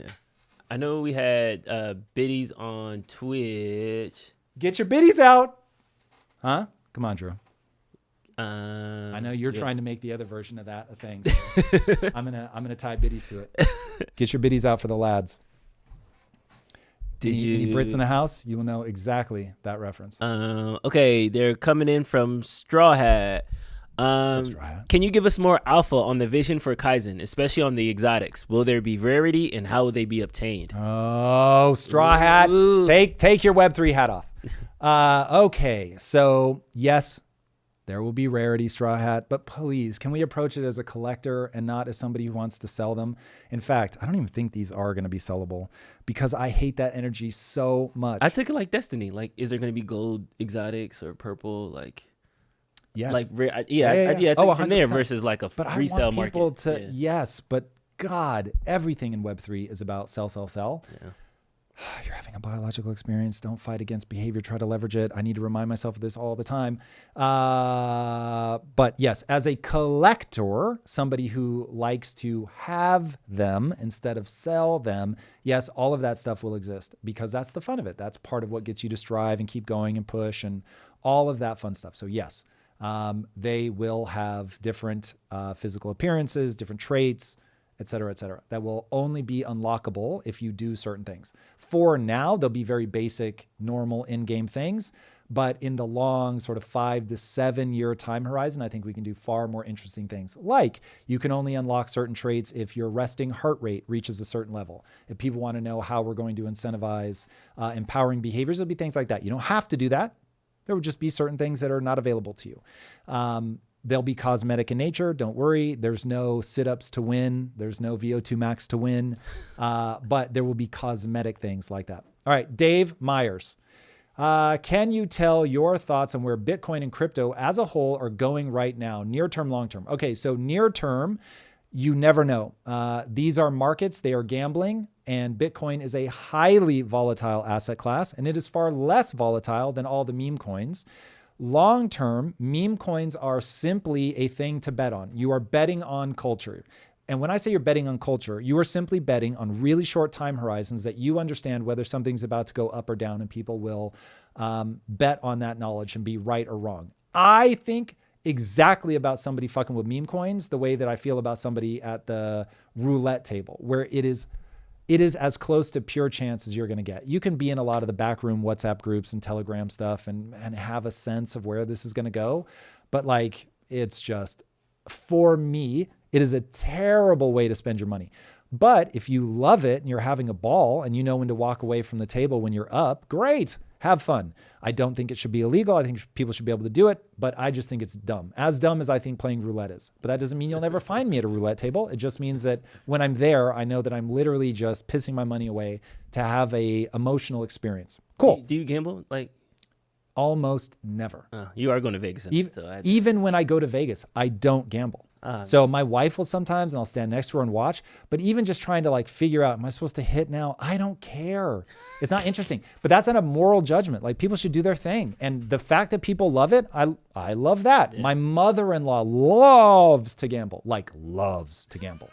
And my mother-in-law is the kindest, sweetest, most loving person you were ever going to meet in your life. I don't have an ounce of judgment. Do your thing. She's very reasonable with her money. And if she wants to occasionally go to a casino and spend her money, do it. My mom, I've had some of my best bonding with my mom at a slot machine. For whatever reason, my mom likes to press the button and see the noise and the sound and all of that.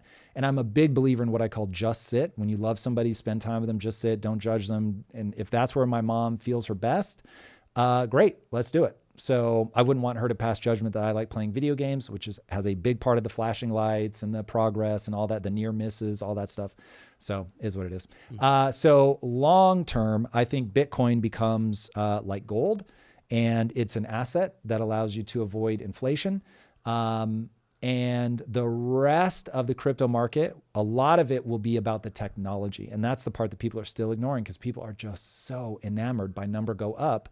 That they lose sight that the blockchain allows you to bring properties of the laws of physics into the virtual world. That to me is so transformative. That's where I would focus. Red light. Once again, welcome, Stephanie. It is absolutely wonderful to have you. Chat, if you don't know who is DJing the community today, this is Stephanie. Eunice is on vacation. So she's on some well-deserved rest. So hopefully we can fill in for her. Thank you, Tom. Yes, all right, we have a super chat from Esoteric Dichotomy. Let's go. Won't large-scale projects still cost money in an era of abundance? Finite ideal property, space stations, ships, yachts, private jets, trips to Mars? So yes, but it will be this sliding scale of things declining very rapidly in cost. Now, meaning that when energy is free and labor is free in the form of robotics and capturing all of the light from our star, you suddenly realize, oh, that's really all the economy is. It's energy and labor. And the cost of anything is a function of how much energy did it take, how much labor did it require. And so if you can drive those costs to near zero, then you suddenly live in a world of abundance. Now, I remember thinking, God, it's so annoying for my computer to boot up or my PlayStation to boot up. As they get more powerful, can't we just have a game that loads instantly? And of course, that never happens. And why doesn't it happen? Because there is a psychological willingness for the person engaging with their computer or their game console to wait a certain amount of time. And so what games will do is they will just get as robust as they possibly can based on the hardware and wait time. So if they know that somebody will wait 90 seconds for it to boot up, then they're going to max out the capacity of that machine so that it gets to that point. So we will always do things where if the costs aren't exactly zero, then people will just keep going, whoa, like I can afford this bigger and bigger and bigger thing. The question for me is, will people be able to aggregate capital? Right now, people are able to aggregate capital because there's so many survival hurdles that a business has to go through, which is why 96% of all businesses fail to make $10 million. Like 4%, that's crazy. So the vast majority of startups fail. And so given that reality, the people that survive are able to drink in all the capital from you, the consumer, paying them, and then the capital markets from saying, you're one of the 4%, or we think you're going to be one of the 4%. And so they're able to aggregate capital. If you want to know what aggregated capital looks like, go to the downtown of the biggest city in your neighborhood and look at those gigantic buildings. That is one of many examples of aggregated capital. If you want to know what disaggregated capital looks like, go look at your average tiny house. That is one person saying, I don't want to go to the bank and get a loan. I just want to get a small thing so that I can afford outright with my cash, or a trailer park, same idea. So aggregated capital versus disaggregated gives you wildly different outcomes. And so I have a feeling that we're going to be in a world where we will still get these big projects because the cost of energy and labor will go so low, but we're going to live in a disaggregated capital future where it's really post-scarcity, post-capitalism. And so if we're getting colonies on Mars, it will be because the aggregated capital needed to build those big things happened in a post-scarcity world, period. That was a weird way to say it. Hopefully people get what I mean. We have 3 more super chats. Let's lined go. Up, so Super chats for the win. ready. Super chat. All right, this is Renee Authentic Raw again. Back. Tom, Yes. I'm shocked by how many people around me, family, friends, and even business folks, are completely unaware of the power of AI. You and me both. Why do you think so many people are still in the dark about its impact? Most people just want to raise their kids, manipulate their emotions through drugs, social media, video games, maybe have a little sex with their partner. Like that's really kind of where most people are. And so radical change is horrifying to the vast majority of humanity. And so they don't want to spend their time on a weekend when they could otherwise be playing with their kids, getting laid, eating, drinking, being merry, learning about this thing that as they learn about it more, they realize, oh God, existential dread. So that is, I think, where most people get stuck. And even if it didn't trigger existential dread, when you're young, you want to learn. And as you get older, you really don't. It's pretty weird. It is one of the weirder sides of evolution. That makes me sad. Now, I am hardwired to enjoy change and to be hyper curious and want to learn. So for me, the fact that I get some existential dread looking at AI tells me that most people are absolutely crippled by it. That's a big part of it. And then people are just busy. And so if you don't engage with it, you don't see like, ooh, it does a lot of cool things. And then, and I really don't like that this is true, we are all 120-sided dice. And so we all have these different personality traits that make us more or less prone to look at a new technology, to be able to process that new technology, to have any inclination as to in what way to use it, to get a dopamine feedback loop going of like, ooh, I used it and it was almost there and I really like it and I want to learn more about it. And so that 120-sided dice, the biology of it all, controls a lot more than people want to think it does. So there you have it. Awesome. All right, next, Mr. TKO again. Welcome back. Figuring out self-employment. I pay for GPT-4o for data aggregation, but I suck at prompts and or GPT isn't the right AI to extract PDFs into unique spreadsheets. Suggestions for AI, paid subscriptions, okay. Drew, hit him with it. I recently went through this problem like 2-3 days ago, and I was like yelling at Tom about it. ChatGPT is terrible for PDFs, spreadsheets.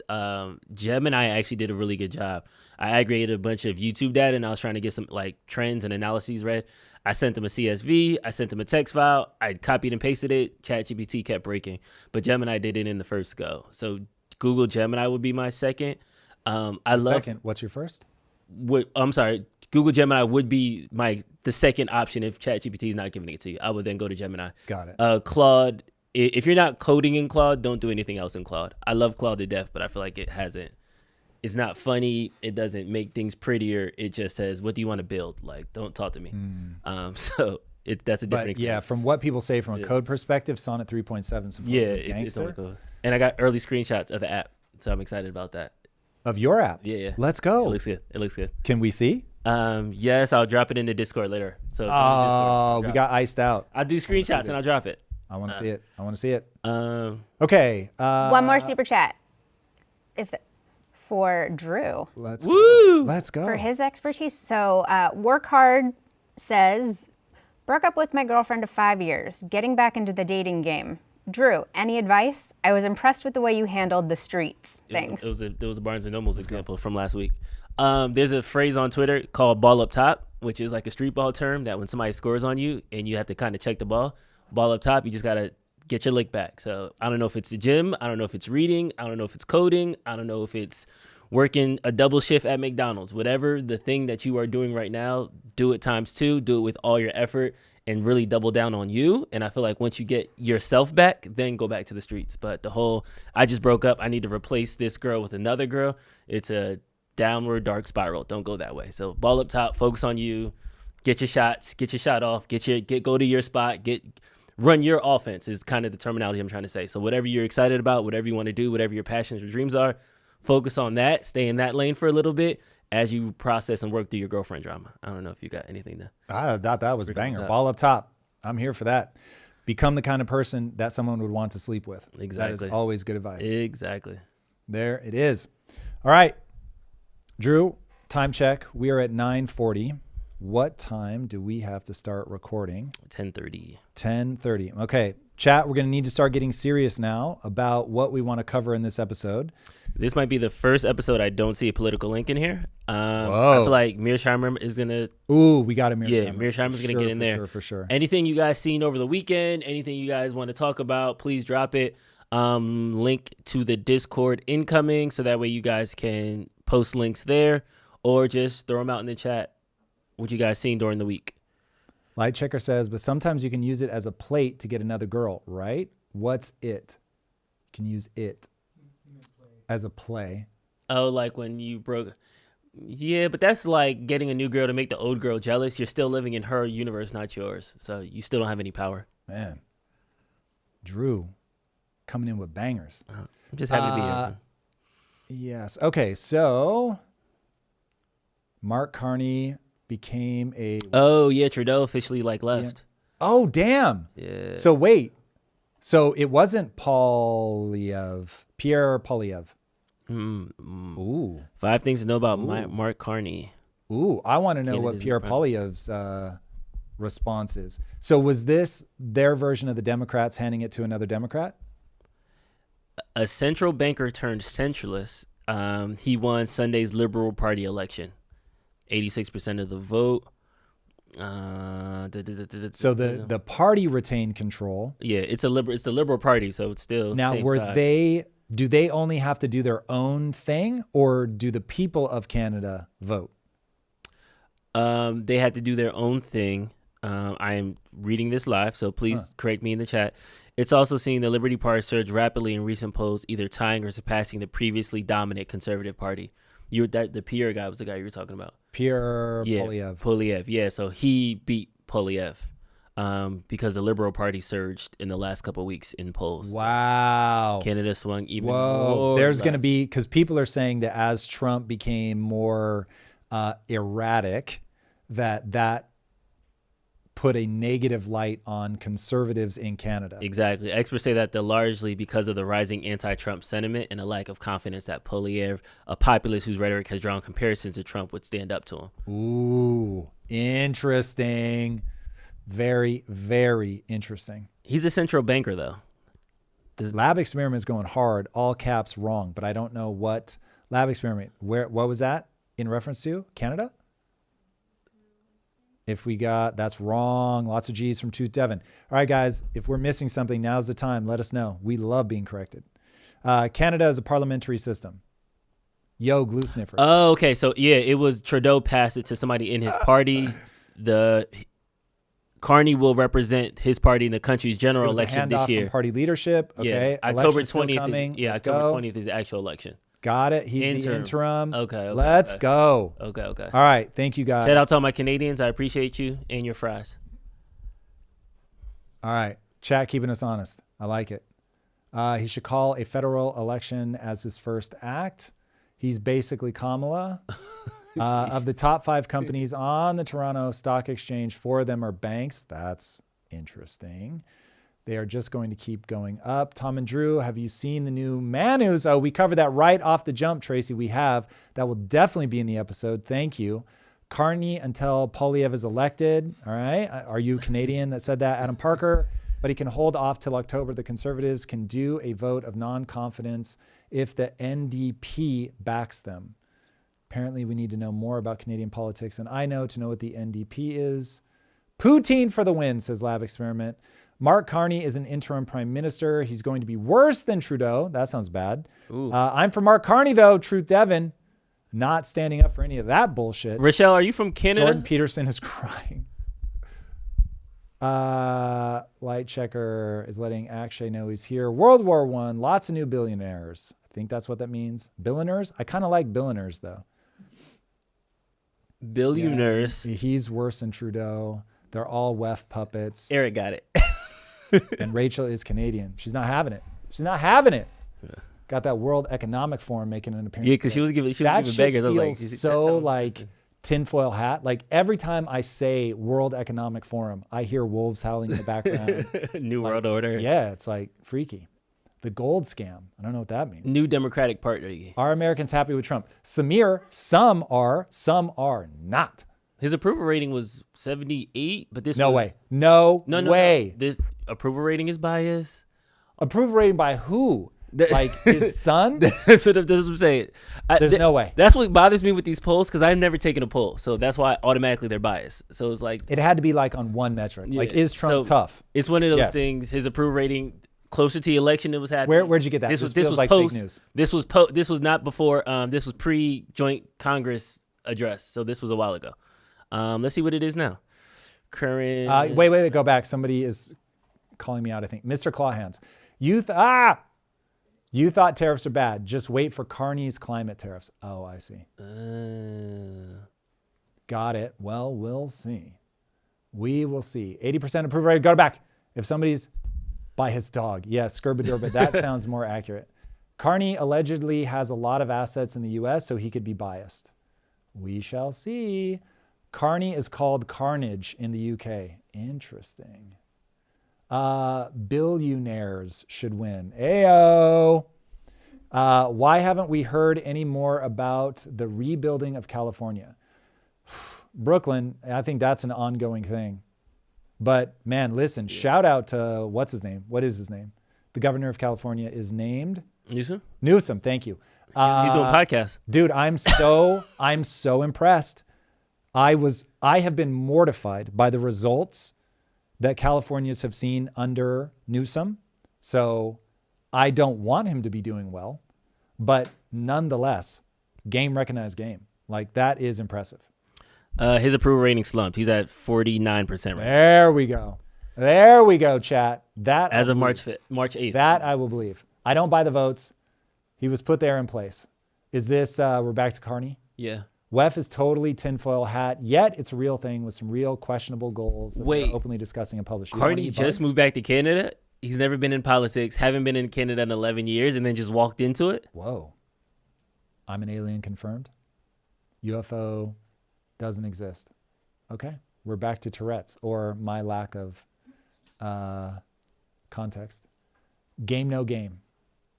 Ooh. Hi, Drew. I like the fro. Oh, thanks, Queen. Can we answer Robert's question? Because he was the only one who addressed the conspiracy theory. Thank you, Robert.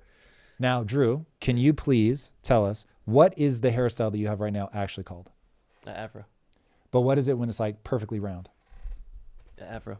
There's no distinguishing way to tell? No. What? That's poor naming convention. What's the hairstyle that you have right now? Messy spike.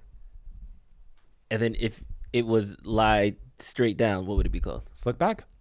No, like the bankers do, where it's going that way and that way. Apart. Yeah. Oh, I mean, imagine you were in a coma and you put in your living will, you said, make sure that I have an afro when I'm out. I wouldn't say afro. If you came out and it was perfectly rounded, would you not be upset? I would be like, thank you for the 70s nurse who picked my hair out. I don't know. If I'm going down, I'm going to cut it. My mom would appreciate me with a low cut. She's been trying to pay me to cut my hair since like 2012. Why? She hates long hair. Huh. Yeah. I am so jealous of how many different styles you can wear in a short period of time. Thank you. I wish I could do it, chat. My hair be thin as fuck. It does nothing. It will lay down. It will stand up. That is the extent. Those are your options. And my ears are so big, I couldn't do a mohawk or something like that. It would just be a comedy routine. So, yeah, none of that for me. We scrolled on the thing. Wait, Joe Rogan. There was a Joe Rogan thing. Where you headed? No, we were going back to that Pollard thing because they actually answered it was an economics question. Oh, the Polyev? Yeah. It was Robert Pollard. Go down. The problem is, as long as cheaper than minimum wage workers are available, illegal immigrants, your point is spot on. However, if employers were forced to pay a living wage. So do you think if there was a mandate that came out in the United States that said anybody who employs a illegal immigrant under this amount is going to get thrown in jail and lashed? I'm being dramatic. I'm being dramatic so that when they say we'll never do it. Do you think that would stop illegal immigration? Do you think that would... Will it stop illegal immigration? No, but it would certainly curb the hiring of illegal immigrants, which would make it less appealing to come to America. And so it would slow it down. But there are many reasons to come to a country like ours other than just I can work illegally for a big company where I can sort of hide. Plus, people will try their luck because you don't get lashed, presumably, if you can show you checked everything you could possibly check and that person appeared to be legal. I mean, you're not going to take DNA samples. So not yet anyway.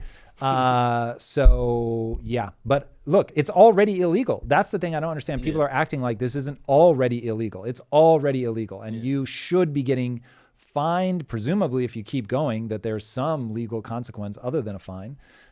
So yeah, it's a question of, this is why we say that laws must be selectively enforced. And I think that's actually true. But when you get this selective, it's a bit like not having the law. By not having it. Pretty crazy. Joe Rogan, Brooklyn. Yeah, I want to see that Joe Rogan thing. Somebody said it looks like you had a haircut. Did you get a haircut? A week ago. Oh. Well, somebody called it nice. Well, thank you. Very kind. Joe Rogan had a very interesting guest on the other day named Ian Carroll. Yes, I have heard of him, and I watched a large chunk of the interview. We talked about that on Friday's episode, I believe. So I don't know a lot about Ian Carroll other than that he's gone 10 toes down on conspiracy theories, picking them all apart and showing that they stick around for a reason, and that there's at least a nugget of truth. This is why I want to know if Lioness, how close to real Lioness is, because I have come to believe things about society that makes Lioness believable. And I don't know if Lioness actually is credible or not. But if it is, and all the things that we've learned about our government, that there's internecine battles, that you have these sort of rogue groups going and doing things that really you just want plausible deniability on. It's not that you don't want them doing it. It's that you just don't want it hitting the media. And if you knew it wasn't going to hit the media, you'd be perfectly happy with them doing it. So that is the vision of the government, CIA maybe specifically, that Lioness paints. It's very interesting. And it certainly fits with the idea that the government is like a biological organism, and that the cells are actually competing for resources, which people don't think about. People think, oh, your body's just in harmony. No, it is absolutely not in harmony. It is fighting for resources. And that's why when that delicate balance of fighting for resources within a set of rules breaks, you get cancer. Cancer is basically a cell saying, I'm going to lie to the immune system so it doesn't realize that I will never self-destruct, and I'm just going to keep replicating. And that's what the immune system looks for, is a cell that's basically deaf and no longer takes the signal to stop growing and to do what's called apoptosis and die. And so when the cell finds one of those, it goes, oh, I have to kill you because otherwise you're going to run rampant. And once a cancer cell becomes cancerous because it is able to effectively blind the immune system to its the fact that it's no longer playing by those rules. And so when you think of the government in that way, it's like, oh, I get it now, how this really works. This is why people hate the bureaucracy, and why I think deep state is a more accurate term, because it sounds more ominous. And I think it actually is ominous. The only thing I don't know is, can you have a large country without said ominous side? I don't know. But nonetheless, I think it's ominous. Don't like it. Devin with a super chat, Canadian $28. So I don't know how close to US is, but I think it's pretty close, right? Yeah. So, all right. Thank you, Truth. Hit us with it, Stephanie. Please research Mark and Pierre. Please research Mark and Pierre. Mark Carney is reducing capital gains tax. Mark Carney is reducing middle class income tax and removing carbon tax. He has the same policies with Pierre for housing crisis. We got to do it. Sounds like we're going to have to dive in here. So those policies sound pretty good to me. So whether he's far left or far right or in the middle, judge them by their policies. So, but we'll have to look into it. Uzawal has a great comment. Neuralink is filing for telepathy and telekinesis trademarks. And I also wanted to couple that with, have you heard about the telepathy tapes? People have asked me about this so many times. I've got to look. No, I haven't. What are the telepathy tapes? Let's just go into it. First, Neuralink, telepathy, telekinesis. Yep. How do you what's your read on that? Okay, you made a face. I don't know if it's a good one or not. Bad one. Great one. I want to live in a future where it's possible, but I am going to all but guarantee that what you're going to find is the following. You could categorize a text message as telepathy, because no matter where you are in the world, as long as you have a cell signal, I can send you an idea. I don't need to say it out loud. You don't need to hear anything. You know what I'm thinking. That's pretty gangster. And so I have a feeling what they're saying is I have a broadcast device on my Neuralink. You have a receiving device on your Neuralink, and now I can send you a thought. Now we can already do that. We just going to the idea of goalposts moving. We don't think of it as telepathy because it just became normalized so quickly. But when my wife, so I, as an American, went to England and my wife was like, I'll send you a text. And I was like, what the fuck is a text? And she was like, I can send you words over the phone. And I was like, what? I was like, you can type words on your phone and I will receive those words? She's like, yes. And I was like, what kind of voodoo magic is that? Because in America, we didn't have text messages. This is like literally 2000. And I was like, I'm sorry, what? And so she showed me how you do it. You had to press the number like 3 times to get a different letter. It was absolutely hilarious. My wife used to have these crazy long nails. They were hysterical. So she'd have her thumb bends at a very weird angle that makes me think she is not of this world. And she would type with her thumb like fast without even looking. And then she could send me words. And I was legitimately like, whoa. I couldn't wrap my head around how that was possible. Because I guess had just grown up with phones. So I just accepted that you could send sound. But I was like so tripped out. So anyway, kids growing up now just be like, yeah, obviously, bro, you can, if you've got a Neuralink implant, you can send your thoughts to anybody, images, like whatever, bro. To them, it would just be like, what's the problem? Yeah. So it's going to be something like that, where once we hear how it's done, we're like, oh, yeah, cool. But it's legit telepathy. Here's another one. I used to have an employee who had a son that had a cochlear implant. And he said, my son could be in the outfield of a baseball game, and I would just whisper into his phone, the batter's doing this, so the ball is likely to go in that direction. And my son could hear me like I was standing next to him. I was like, holy shit, that's crazy. But of course it's true, because that's what cochlear implants do, is it's artificial hearing. So yeah, you're going to be able to hear people's thoughts. It's going to get so bananas, dude. No, thank you. It is. What do you mean, no, thank you? This is the future that we have wanted. You'll be able to toggle it on and off. But wait, have you seen the people that can put a device on your head and they have you watch something and they can tell, they reconstruct what you're watching? That's now. That's not 5 years from now. That's today. Sheesh. So see how quickly you can pull this up. I'll describe it to people. You'll see if you can pull this up. Okay. So like anything with AI, because of course we're using AI, anything that is a pattern, you just have somebody watch, let's say countless hours of TV or cycle through the internet, whatever. And you watch the brain patterns. So you know the image that they're looking at and you know the brain pattern that comes out of it. And if you have a whole bunch of that, then you'll get very good at recreating what that image is. Now, things like looking at the close-up of somebody's face, there's going to be a metric shit ton of training data. Having somebody looking at a stapler, that on the other hand, you're going to have less of it. So it will be much harder to recreate something that's an obscure visual pattern than something that is a thing you see over and over and over and over. But if that's what we're doing today with effectively really dumb AI, what happens in 5 years, 10 years, 15 years? In fact, barring that ceiling that I have talked many times about with AI growing more intelligent, there is no universe in which 20 years from now, that telepathy is not just the default. So then we just stopped talking out loud at all. Ooh, You probably still do it. I got some side-by-sides. All right, Eric, I'm dropping them in the chat. This is crazy. Crazy. This is like blowing my mind. Is this a video or do I need to walk people through what we're looking at? No, it's like a slideshow that shows side-by-sides. Oh, no, not that one. That's when we saw about the streets of trash. That's a great video, though. That one. All So right, scroll down. Yeah, so on the left is the video that the guy was watching, and then on the right is the reconstructed videos. Ooh. My mind is getting blown on chat live. Like, this is crazy. Right about now, you guys wish that you were watching. If you're not watching, when I say that it's like 85% the same, color's way off. The image is not perfect, but it is But that's like a filter. That's like a, you. It's a little bit more abstract than that, because if you actually look at the number of horses they're facing in different directions and stuff, but it's the AI basically extrapolating, because the recreation of that is going to be in totally different languages. On the one side, it's going to be your actual brain output, which will be certain neurons firing in a very specific pattern.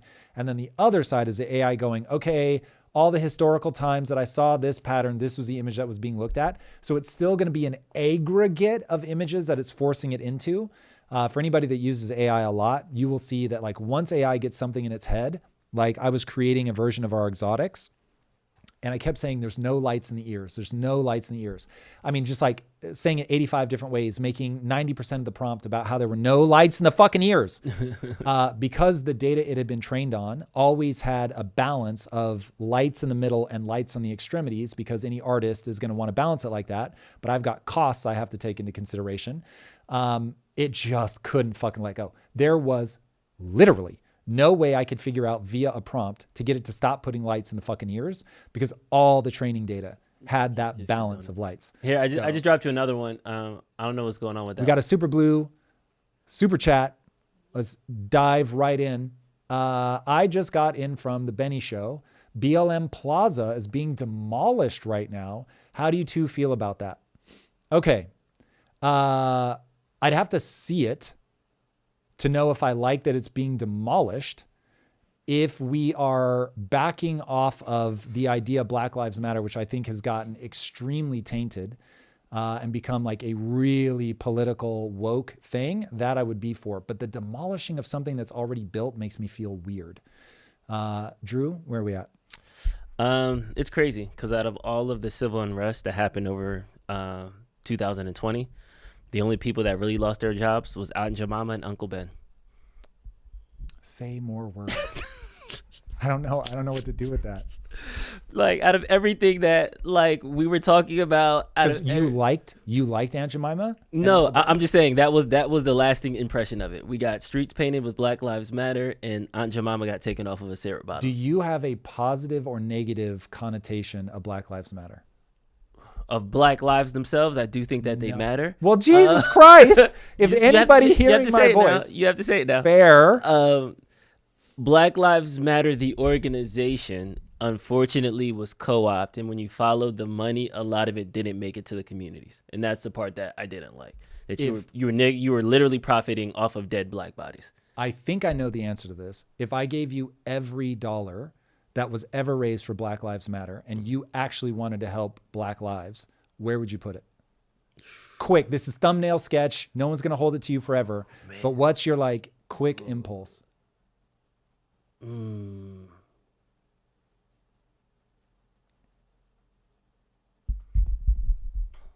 Okay, I can only use that, or do I have government resources to leverage as well? You only have that, because I don't know what you mean by government resources. You can certainly influence peddle in the government. You can do, instead of APAC, you can do BLAPAC. That is tough. My gut is telling me housing stipends to either offer down payment assistance for first-time home buyers, or credit repair, like paths to home ownership programs. Mm-hmm.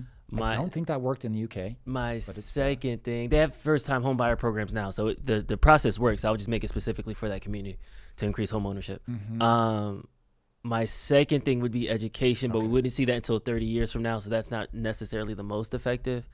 Wow, 30 years. Because you have to wait for a whole generation to actually benefit from it. Yes, but you don't think that somebody who's 12 right now would benefit by the time they're like 20?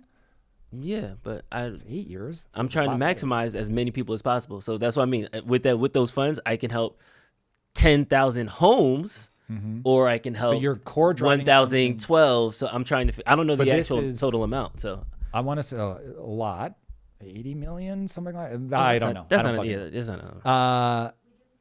Let's go. Super chat. We'll come back to this. Zach. Super chat from Zach Goldwasser. Sounds like the IT AI is a RAG solution. Here are some terms to help speed up your research. Vector embeddings, vector database, semantic search, chunking.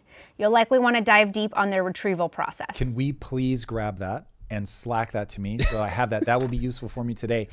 I need to take a second to recognize the community at large. Thank you, and Zach. Zach specifically. Zach, you just paid $20 to make me a better, more informed person. Obviously, it helps all of us, everyone in the community. My gratitude to you knows no bounds. Zach, thank you. Jesus, man. This was not a side effect of live streaming that I anticipated. That is insanely generous of you to help make all of us here in the community a little bit smarter.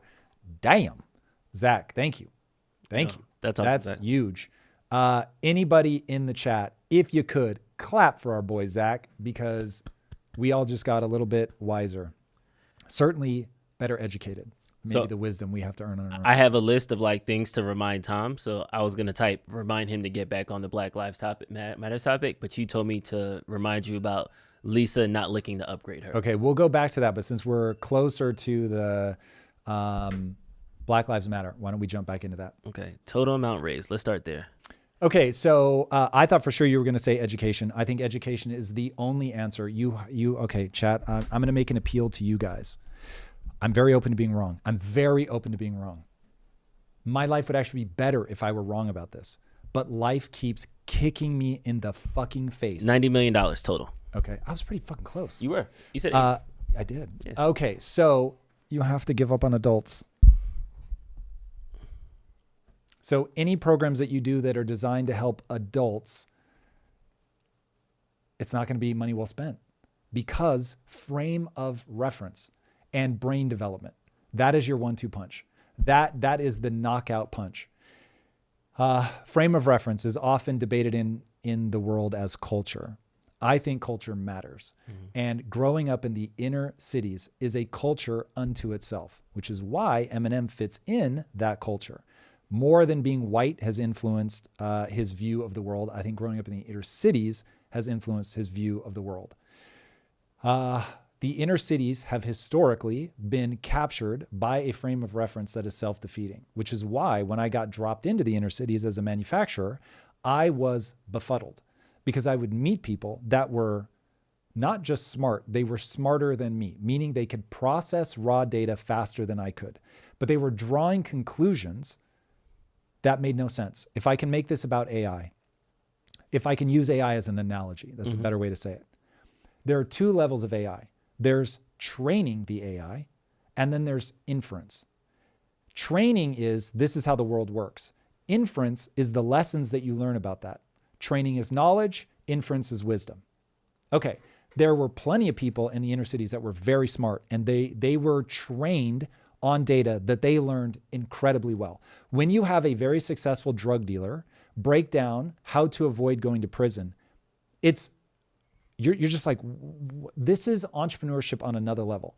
Because the joke I used to crack all the time was nobody ever showed up to my door with a shotgun to steal my protein powder, but people had surrounded this guy's house to steal his drugs.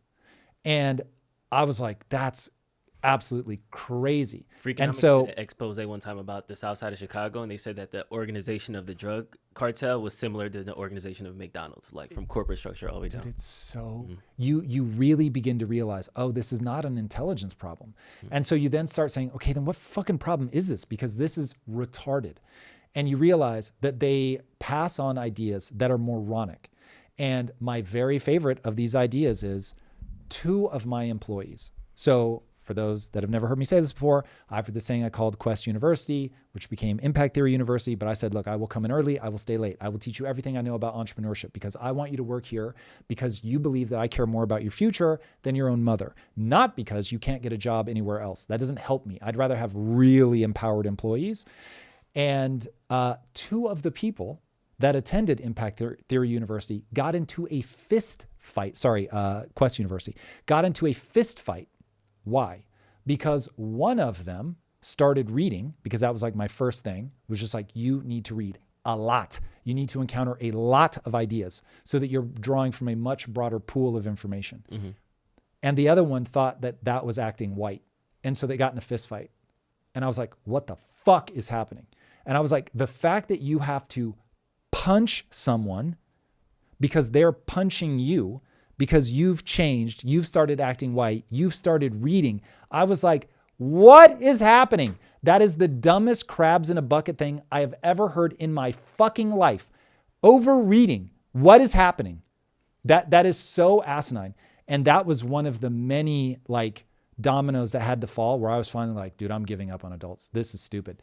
I need to get somebody when they're young and be like, reading is awesome. Reading allows you to outthink. Reading allows you to have a whole bunch of ideas that other people don't have. This is where I became obsessed with the whole idea of skills have utility. That was me trying to be like, no. Dear man who was throwing a punch, who I know, hey, the whole reason I'm trying to get you to read is not so that you can be like a fucking white person. It's so that you can recognize skills have utility. You're reading the book, not so you can say you read it, not so that you can pose or posture, so you can do something other people can't do. Life is a fucking competition. This is a dog-eat-dog world, even though people don't want it to be. And bro, if you know things other people don't know, you can outmaneuver them. You can outthink them. I was like, what is happening? So educate. You've got to give people a frame of reference that puts them on the path to acquire skills. And I feel your pain that this will take time. It will take time, but that time is going to pass no matter what.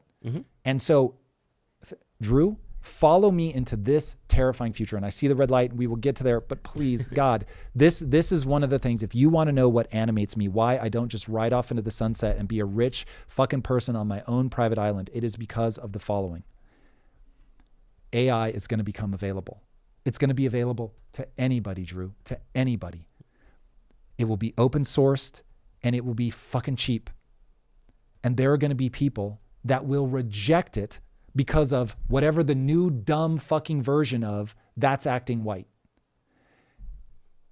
What the fuck?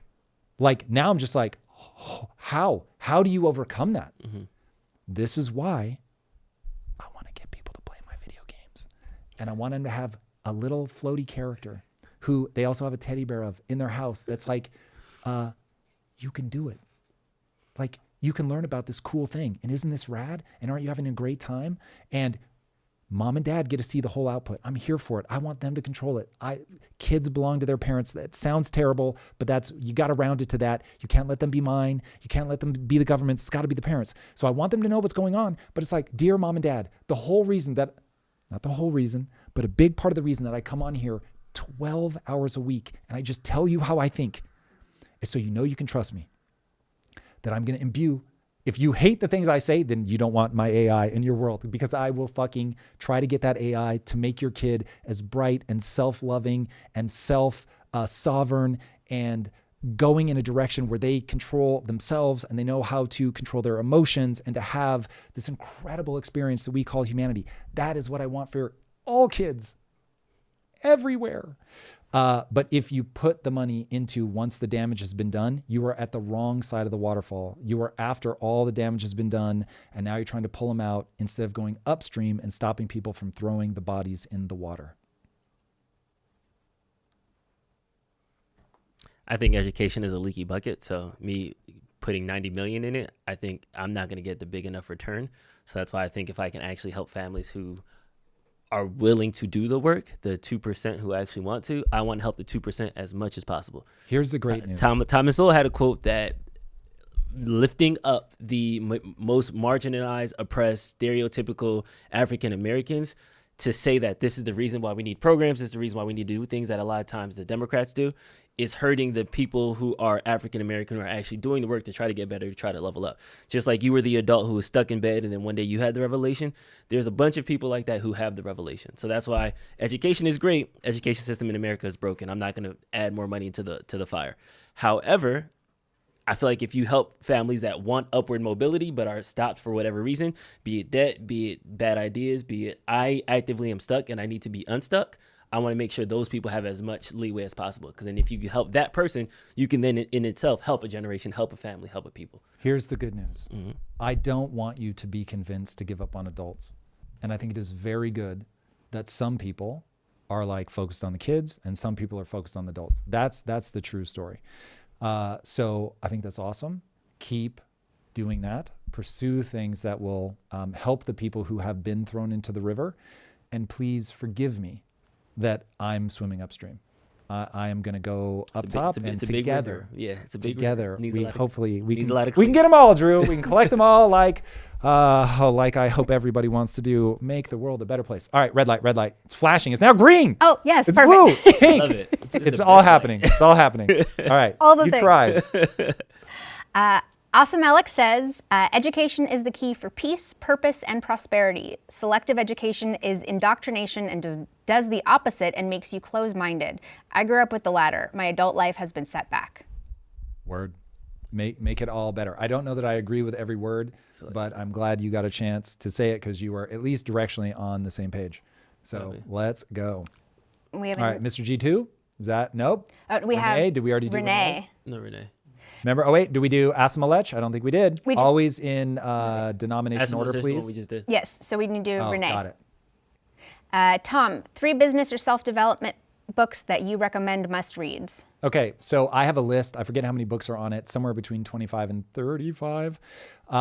They are in order that I think that they should be read, and most of them apply to personal development and business. So I would check those out. If you want to cherry pick just the businessy ones, just go in order of the 3. But where you draw the line between what's personal development and what's business is tough. But Obstacles Away, hugely important for every business leader. Rocket Fuel, hugely important for every business leader. Everything by Jocko Willink around leadership, hugely important for business leaders. Most of what you're going to get on business, though, you're probably going to want to do on things that are more real time because business changes so rapidly. There's business philosophy and there are business tactics. If you want a clear delineation, you're going to hear me talk about business philosophy a lot. You're going to hear Alex Hormozy talk about business tactics. So those would be 2 great places to start. Yeah, that's how I would think about that. But go find my list. In fact, can we drop the link in chat, please? Or add a minimum into Discord, just so people have it. That would be wunderbar. All right. And also the light is still cycling. We have one more. That's what. Devin, Truth Devin. Tom, I want to know why it's difficult for people to be truth-seeking on a large scale. Most people don't care about data or facts. How do we change that? We don't change that, Truth. I beg of you. On this one, I really do want to convince you just to spare yourself pain and suffering. Humans are emotional creatures. We have emotions to help us make decisions. We can think logically, but that is just not the average human experience. And so you will find yourself screaming into the void. So try to leverage behavior rather than try to change it. Lead by example, allow your life to be steered by facts. And then as you get results for that, you will find the people that are willing to be changed. They will gravitate towards you and be a bat symbol in the sky rather than trying to change everybody. It doesn't work. Eco Harvest just said that contextually Lioness is accurate. Okay. I don't know. That's one data point, which I appreciate very much. Super chat. All right, This super is chat Mr. from Mr. G2. G. From the inner city and would be a totally different person without narratives we are driven into there. Yeah. It's about exposure. Tom changed my life, by the way. God, Mr. G, thank you. On the days where I'm getting kicked in the nuts repeatedly, it is comments like that, I'm not kidding, that keep me going, because there's a real temptation in my position to call in Rich and just be like, yeah, I don't need to do this anymore. And I have to fight that impulse just like anybody else. And so knowing that it actually has an impact really helps, So I appreciate that very much. All right, you guys, last call. Have we done all the super chats? Yeah, last God, call. we're running out of time. Drop Yo. in your links, what you need, what you want to see in the episode, what crossed your threshold. Okay, from this moment forward, chat, we have to ignore everything that isn't specifically about something you want covered in the episode. Thank you, Chewy. I appreciate that as I violate my own rule. Okay, so here we go. Here's what's on the docket. I'm going to run through it fast, and then anything that you didn't hear that you think we need to be covering, please list. AI Manu's going crazy, so that's the agentic AI. AI breaking filmmaking, specifically talking about turning the Game of Thrones thing into Lego style. New context. Drew, I don't remember what that was. If you want to check that out and give us a theme for that. On the entertainment side, Gene Hackman's story gets weirder. Drew will bring us up to speed on that because I actually don't know about it. robotics, everything alive. I got to start putting better code names for these things. Oh my God, yes. So there's a lamp that's going to have a motion. I'm so big into this. This is exactly what I want to do with our little exotic. The pastures are trash. Just that guy with 17 wives. We're going to go deeper on that. The tit for tat thing that we covered before. How many bodies do you have? How much money do you make? That whole thing. On the funny side, dad loses kid. This is fucking hilarious. It's funny because this is one of the reasons I didn't have kids, because I am convinced that with my memory, I'm the guy that leaves his kid in the back of a car and they cook in the summer heat. Sheesh. That shit terrifies me, but this is a funny example of that. Future tech, this is the telepathy thing. If not, please add the telepathy thing because we 100% need to talk about that. Ukraine, the Mearsheimer clip. Okay, that's everything that we have for now. But chat, we need some bangers here. Our last episode on Friday absolutely fucking tanked, like just got mauled. We have to figure out why, but either YouTube hated it, you guys hated it, or all of the above. But that episode tanked. Telepathy tapes, Drew. They want to hear about it. So make sure that we get there. Street smarts can be very valuable. Ricky, I don't know what that is in reference to. Guida Beta, thank you for posting the reading list. Early education. So McG or Mr. G, we always need something happening in culture to tie it to. So if there's like a viral video or something, because remember the whole game that we have to play is we have to come up with a headline and thumbnail that's going to get people to click. That's just a reality. We don't want to be in the game of like all negativity all the time. That gets deranging as well, but you still have to find a thing that's really captured people's attention and get them in. Drew, can I give us a little bit of encouragement as we deal with some episodes work and some don't? One data point, but my dad now watches our show regularly. And he said, I gave up watching. This is my dad's take, because I don't consider us a news channel, but I get it. He said, I stopped watching the news years ago because it was so negative, but I like the topics you guys cover and I like the way that you cover it. And so now I watch your show. He didn't say every day, but I watch it a lot. And I was like, whoa, okay. I did content for 8 years. My dad never watched, as far as I know, a single episode. And now he watches on the regular. Now, my dad's also pushing 80. So take that how you will, chat. I think it's beautiful. But Dad, if you're listening right now, you know I love you. Hi, thank you. And I wasn't kidding this weekend when you told me that I am very grateful and that I take that as a good sign. All right, Bustamante, mind cult infected Tom. Don't bear meme. Cool. Or don't be a meme. So, hey, I'm all for criticism, but what? If you can just give me some more data on that, like, what do you mean? Which part? Like, we haven't even, that I like Lioness. I'm not sure where to go with that one. So if you can give me a breakdown of what the Bustamante mind cult is and explain how it's affecting my frame of reference, that would be amazing. Say more words. Say more words. Indeed. I can hear the emotion in Tom's voice. Is this old? Or is that about my dad? I don't know. Light? Not sure. Okay. So again, what we need things right now are the things you guys think that we have missed that we should be covering in this episode.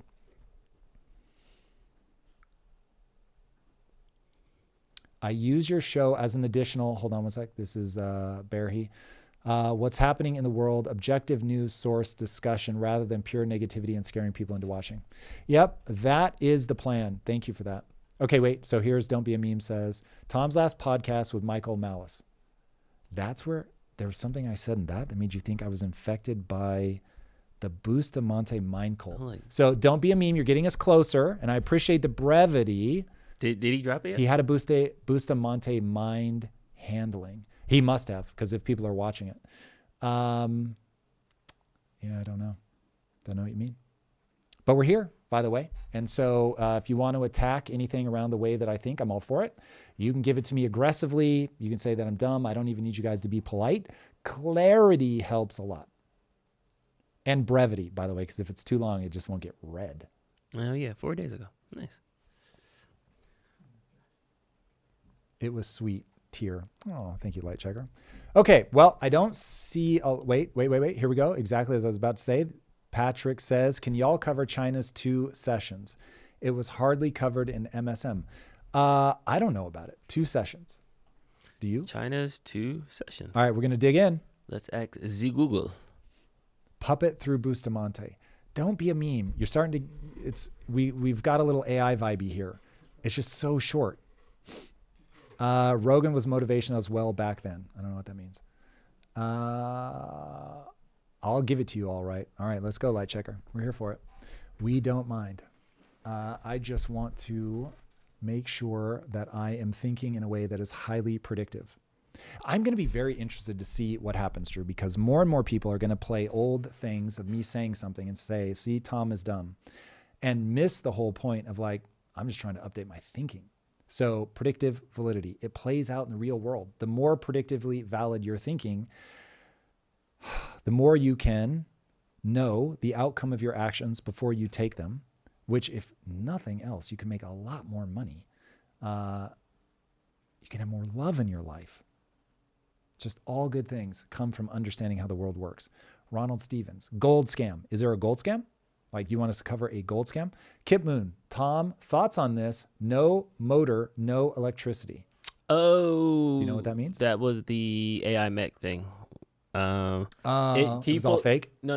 Can you pull it up, Eric? It's on the Slack. It's the Rainmaker one. Super Blue says something about hair, and I think it's aimed at you, Stephanie. You have fun hair. She does have fun hair. There's a lot. The Stephanie Waters run deep. There's that. At some point, because you might be with us for a minute, right? Because we've got Lisa's busy this week, and Eunice is out. So we're gonna want to dive deep because she used to be. Do you call yourself a figure competitor, bodybuilder? What word fits? Yeah, former bodybuilding. Kids, you're gonna want to see these photos. Damn. She has more credibility from a transformation of the physique perspective than anybody in this company. It's impressive. Thank you. So we will certainly want to swim in those waters at some point. Okay, go ahead. Play the mech. Why the interest in Lioness? CIA ground branch plus JSOC is equally controversial as U.S. aid. Yes. The reason that I find Lioness interesting is it's a very well-told story that makes me feel like I'm getting a peek behind the curtain on how the deep state actually works. So I'm both fascinated by just good narrative storytelling and feeling like I'm getting a peek behind the curtain. I'm not saying this is how the world should work. I'm just saying it's the way that the world does work. Or so Lioness would have me believe. All right. This is what somebody wants us to cover. Yep. No motor. This is what Kitman was talking about. No motor and not powered by electricity. Whoa. Is this real? Play this. Is this video or just a picture? It's video. Oh, play it. There's no motor. Is this using water? What's this using? Holy shit. This is the greatest thing I've ever seen in my life. I want to immediately. Bro, this is like anime come to life. Like this is straight up Robotech. What the fuck? This is Gundam all day. In fact, Gundam is a way better opportunity for a cool reference. Holy shit. What's it using? I need to know. Is it using water as hydraulics? What's happening? Okay, Kip Moon, if you're the one that brought this, grab that fucking link, by the way. Yes. Okay, by the way, all you need is kill. Anybody? That manga was one of the mangas that made me fall in love with manga. That All You Need Is Kill is so good. It's the movie that became Edge of Tomorrow with Tom Cruise. But All You Need Is Kill. Oh, so good. Anyway, Mex for the win. Thank you for putting this on our radar. Bro, we are covering that. Did you grab the link? Yeah, I'm trying to figure out how it's powered. Yeah, that would be very helpful. But I'm going to guess it's hydraulics. No, it's saying there's no air. There's no air. But you can use, is hydraulics definitionally air, or can you do it with water or a liquid? Because I know there were other things. Some of those robots that look superhuman use water. Yeah. And I thought it was hydraulics, but this is where I recognize data. This is my phone a friend. I would call my dad on this one, who actually knows about things like that. Yeah, Guida Beta. I too. Hydraulics is fluid. Thank you. Who said that? Playing the role of my father is, where'd he go? Chui, thank you, man. Appreciate that. So yeah, you could theoretically, right, use water. Literally something, go back. Oh God, we're scrolling. This is like giving me Tourette's. Who is doing the scrolling, by the way? Me. Eric. I was going to say whoever is doing the scrolling is fucking Gen Z for sure, because like Gen Z people, I don't know if they just digest information so much faster. Whenever I'm over the shoulder of a Gen Z person who's looking at something, they scroll so goddamn much, I want to hit them with something. It does it on its own, so I have to like catch it. Got it. Okay. It all makes more sense. Powered by magic, says Miggy. Okay. Skirbaderba says literally hydro equals water. Yup. Good point. Hydraulics. Look at that. Miggy for the win. Thank you, Miggy. Hydraulics is any fluid, says Maxwell, including air. Maxwell, air is not a fluid. It's hydraulic. Okay, fluid. your Jeff, move. Yantha, yep. No motors, no electricity, just pure mechanical wizardry. Your moves power through slick levers and joints, amplifying every swing or reach. Whoa. Weighing over 88 pounds. Somebody saying it's basically a glorified like a puppet. Like, like a puppeteer type thing. I see. Like, so saying it doesn't have enough power to be cool. Yeah, I mean, since it's 88 pounds, I don't think it can't hit anybody. Well, let's do this. We're going to show it because I think it's so fucking cool. Air is a fluid. Air is a fluid. Air is a fluid? Air is a fluid? In certain scientific features, it like fluid. It acts as a fluid. Air. In certain... Like, how in physics there's different rules and in chemistry there's different rules. I forgot what sect of science so, it is. But air follows fluid dynamics. That actually makes sense. Yeah. This is why I don't design airplanes, folks. That's incredible, which, by the way, clipping this out will be fun for those that do not like me. But I'm perfectly happy to accept that I am completely moronic when it comes to hydraulics, but now I'm less so. Thank you guys for that. Okay, we have the blinking light, which we're going to want to fix at some point. But this is for Blank Magic. Yes, Blank Magic. Tom, your view on quantum computing is way off. Okay, say more. So this is one Blank Magic. So hey, opening salvo, criticism. I'm here for it. What is, by the way, is the 999? What normally it shows what the super chat is. So I don't know if his name is something Huff or if Huff is this is Hungarian dollars or something. Yep. Hungarian forint. Is it really? Mm-hmm. Come on now, chat. That's amazing. I love it the most. That's got to be our first Hungarian thing. Okay, so criticism heard. You've got my attention. Now, if you can tell me how can I be smarter, that is always super useful. So Tom, you're dumb in this way, so that you can now be less dumb. So if my take on quantum computing is wrong, help me get smarter. Air equals fluid equals Bernoulli's principle. Metavalent, thank you. Okay, so air is a fluid. Air is a fluid. Interesting. So is air considered a liquid? This is really fucking with me. I think it's only in thermal. I thought don't air want to was say a thermal. gas. I don't want to say thermal. It is. I don't. So thermodynamics is one of those. Somebody help me in the chat. It's a certain sector, like fluid dynamics, thermodynamics. There's something that air acts is as gas a fluid. always as if it's a fluid, and gas always adheres to fluid dynamics. Anybody? Taking air is a gas. Okay, that makes more sense to me. No, air is a gas. You're mixing it. Fluid mechanics. Thank you. In fluid mechanics, are a gas and a liquid is it fluid mechanics? A fluid? Yeti Bandit. Too few words. I love brevity. You guys are amazing. Okay, wait, here's one. Jordash. Tom's good and he's just a food safety standards and health inspections. That's not bad, but when you got to think about all those other people, what's happening? Thank you. Jordash, I didn't understand Shall that. we correct it? A gas and a liquid and a fluid are two different things. They're two different designations. Can we just ask chat? Somebody please. So we can get a nice, concise thing. We will all be leveled up. We have to start recording soon. Fuck. What time? We have to be done by 12. So but like hard stop. It looks like at 12:30.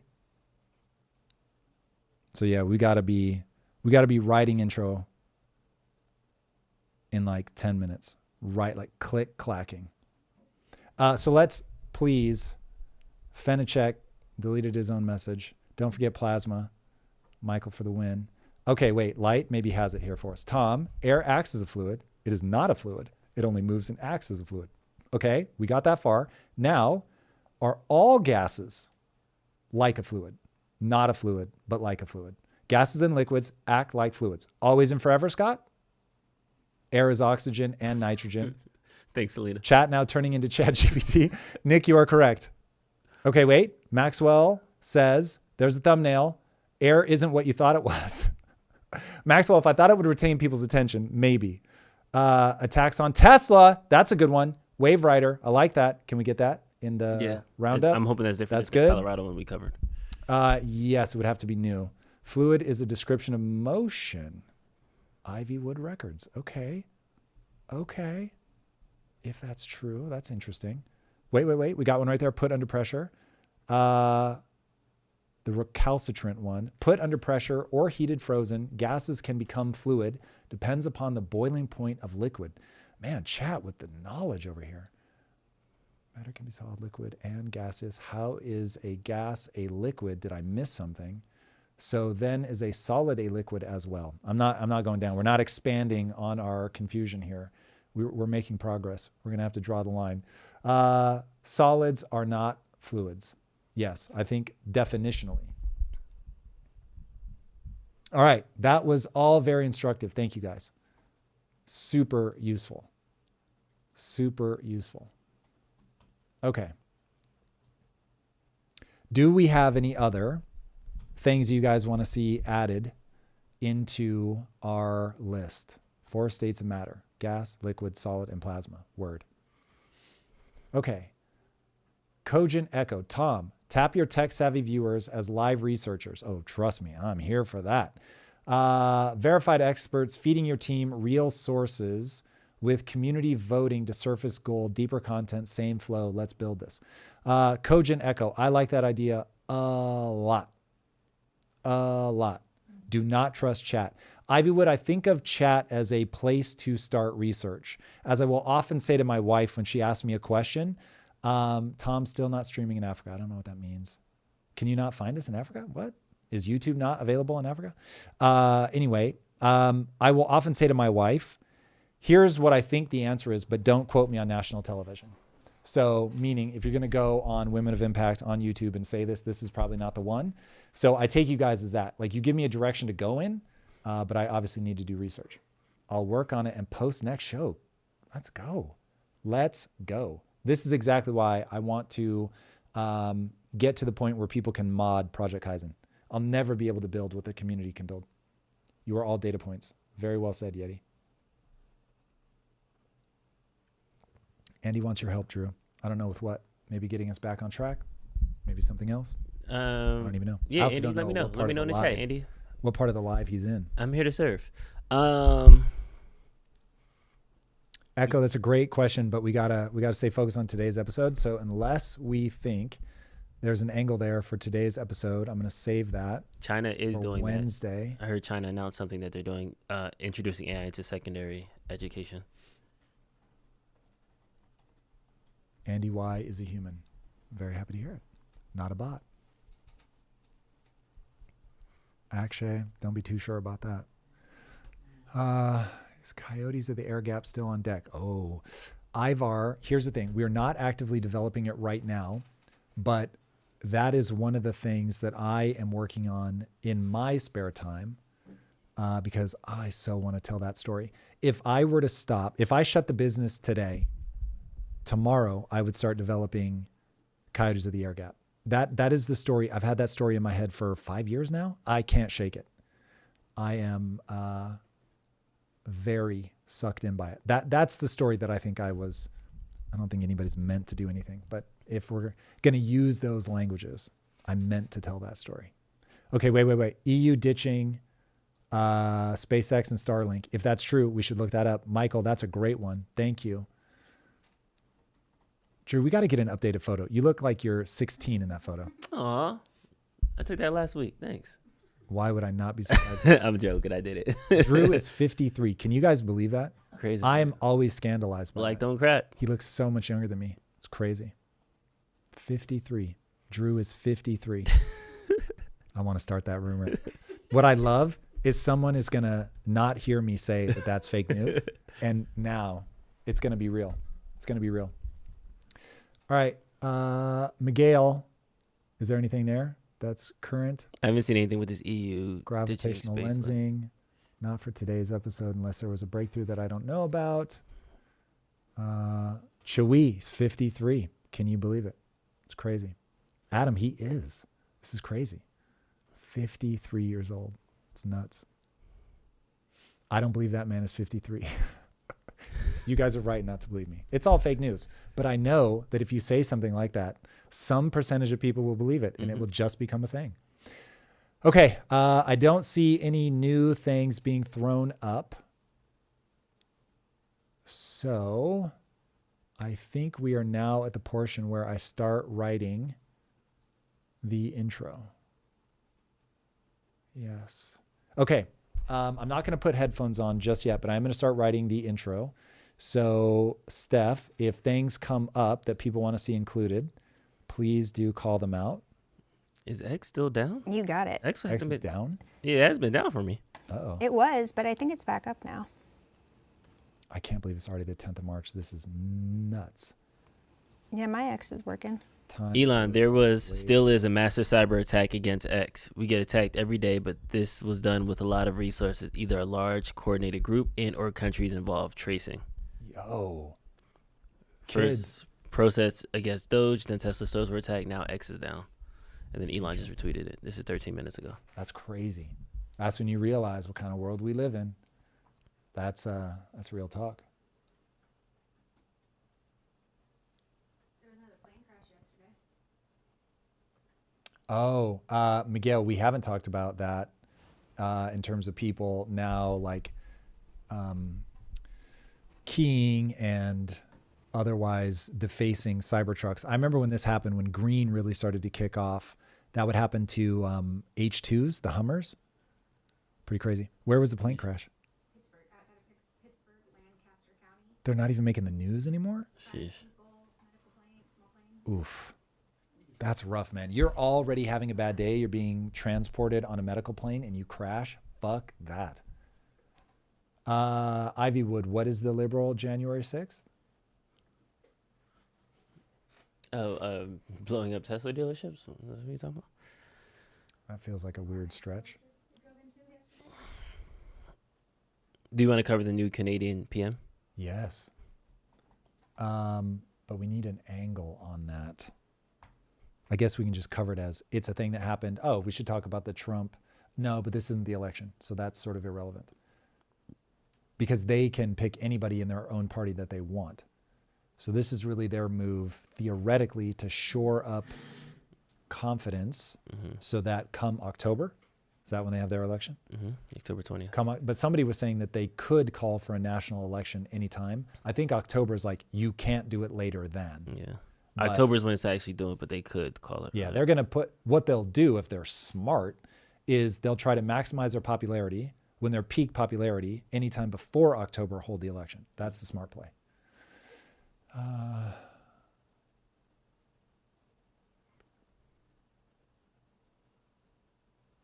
Dubstep, you know, I got love for you because we love similar music here. But I don't know that I'm following what you're talking about. All right, I have to focus on the intro. But please do call out anything until probably 10 more minutes, and then I have to headphone up. Copy that. Let us know what you got in the chat. I am eyes and ears trying to figure out this Trudeau thing and really get a read for it, because it seems like his own party just brought him in. So, and guys, if you could, of all the things that we just went through, what do you think has the highest likelihood of a successful episode being the headline and thumbnail? That's really what we want, because the more we can nail that, the more we can start with that, and then we get the killer thumbnail, which is the first thing that people look at, killer headline, and then if that's the first thing that we open with, assuming that I can actually give a banger answer, then we're off to the races. So the more insight you guys can give us on what we've talked about that you think is dope, the better shape we will be. They are working on a new class of haptic controllers for VR. It would hack into the nerves. Wait, say that again? Really? Let me look this up before I actually read. But they're working on new haptics for VR controllers.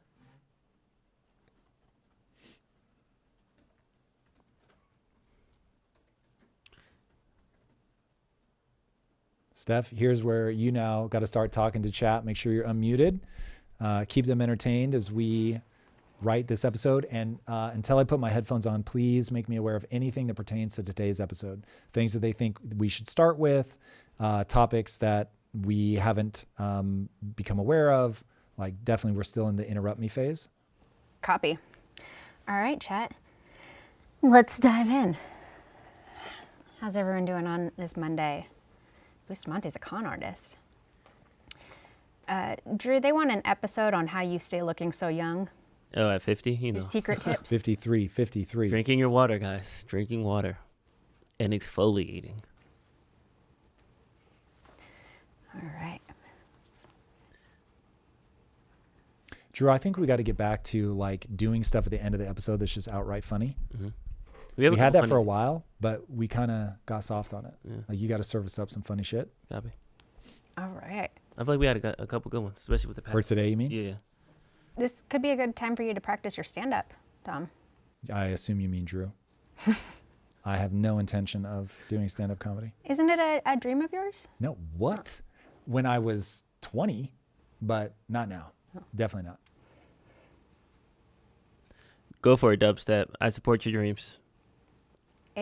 Thumbnail says, AI allows Doge and Trump to shrink government. Unemployment will spike. Is there anything new that we can tie that to that just happened? No, he's just giving us a thumbnail idea.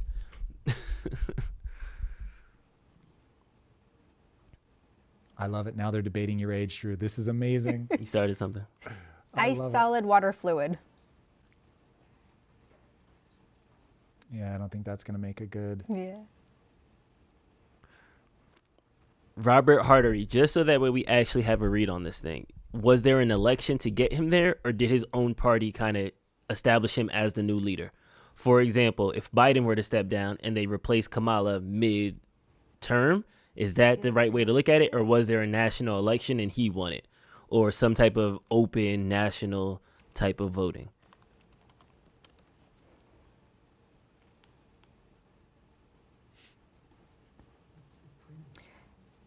Earlier in the chat, someone asked, Tom, where you get your information on Ukraine?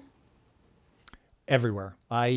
With anything that I'm trying to get information on, I try to start with the broadest possible scan of the landscape so that I get people who are giving you, so much breaks on a left and right divide right now. So just round it to that. It isn't that, but that gets you the idea. I'm going to look at everybody all across the spectrum. I want to know what everybody's saying so that I can then force myself to connect it to the things that I believe to be true about the world now and figure out what I think is the highest, what has the highest predictive validity.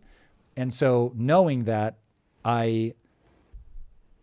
everything is actually just stars in the sky. Constellations aren't real. So the second you tell a narrative, this is what's going on, that's a constellation.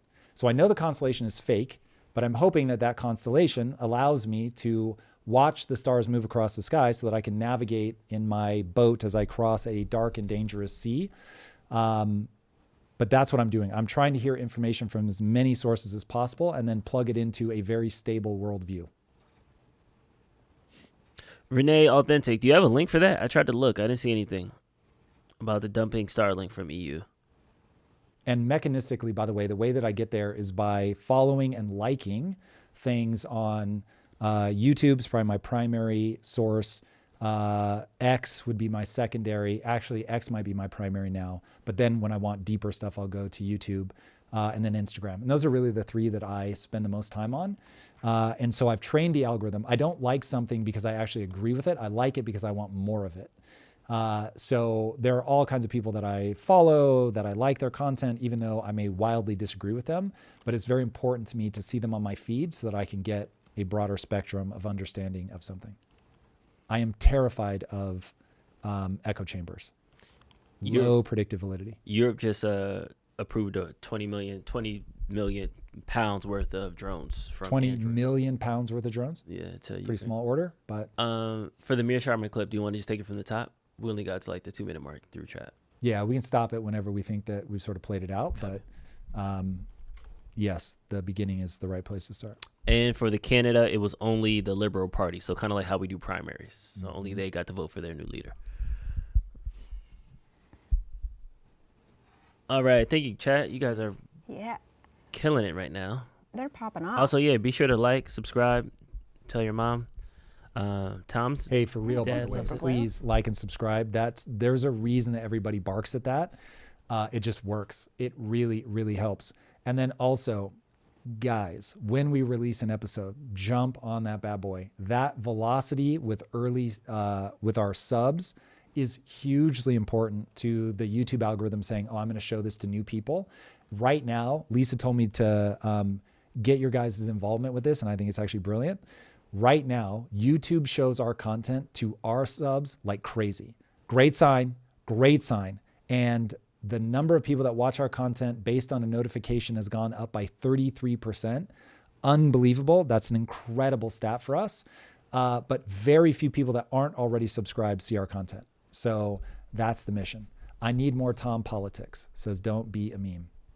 I'm always down, but it's kind of a light week. Light weekend for politics. I haven't seen anything heavy, but if you have, let us know. We will definitely cover it. Tom, get on Gavin Newsom show. I would be shocked if he had me on, but hey, the answer is yes. Gavin, I'm ready. Let's go. I'm not a policy wonk though. So I'm just going to be asking him frame of reference questions. Oh God, that makes me really want to talk to him. We're working Getting on him it. to answer questions about frame of reference. Holy hell. That will be fun. Good luck. That will be fun. All right. The odds of him having me on are effectively 0 for that reason. What else is popping off on show rec from the live? If air is liquid, does that mean COVID is a fish? Michael, you are funny. You should Where are tweet your that. percentage of viewers from? I want to say like 80% are from the U.S. And then the next like 12% is split between the UK and Canada, and then everybody else is the bottom half, but majority US. I'm Different gonna on have to open up podcasts. now we got to get serious.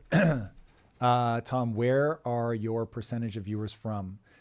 Drew, we're mostly American, but we have a good English speaking contingent. So if you were to, it would be first America. And then like, if you ball up all the English speaking countries, obviously we're going to be big there.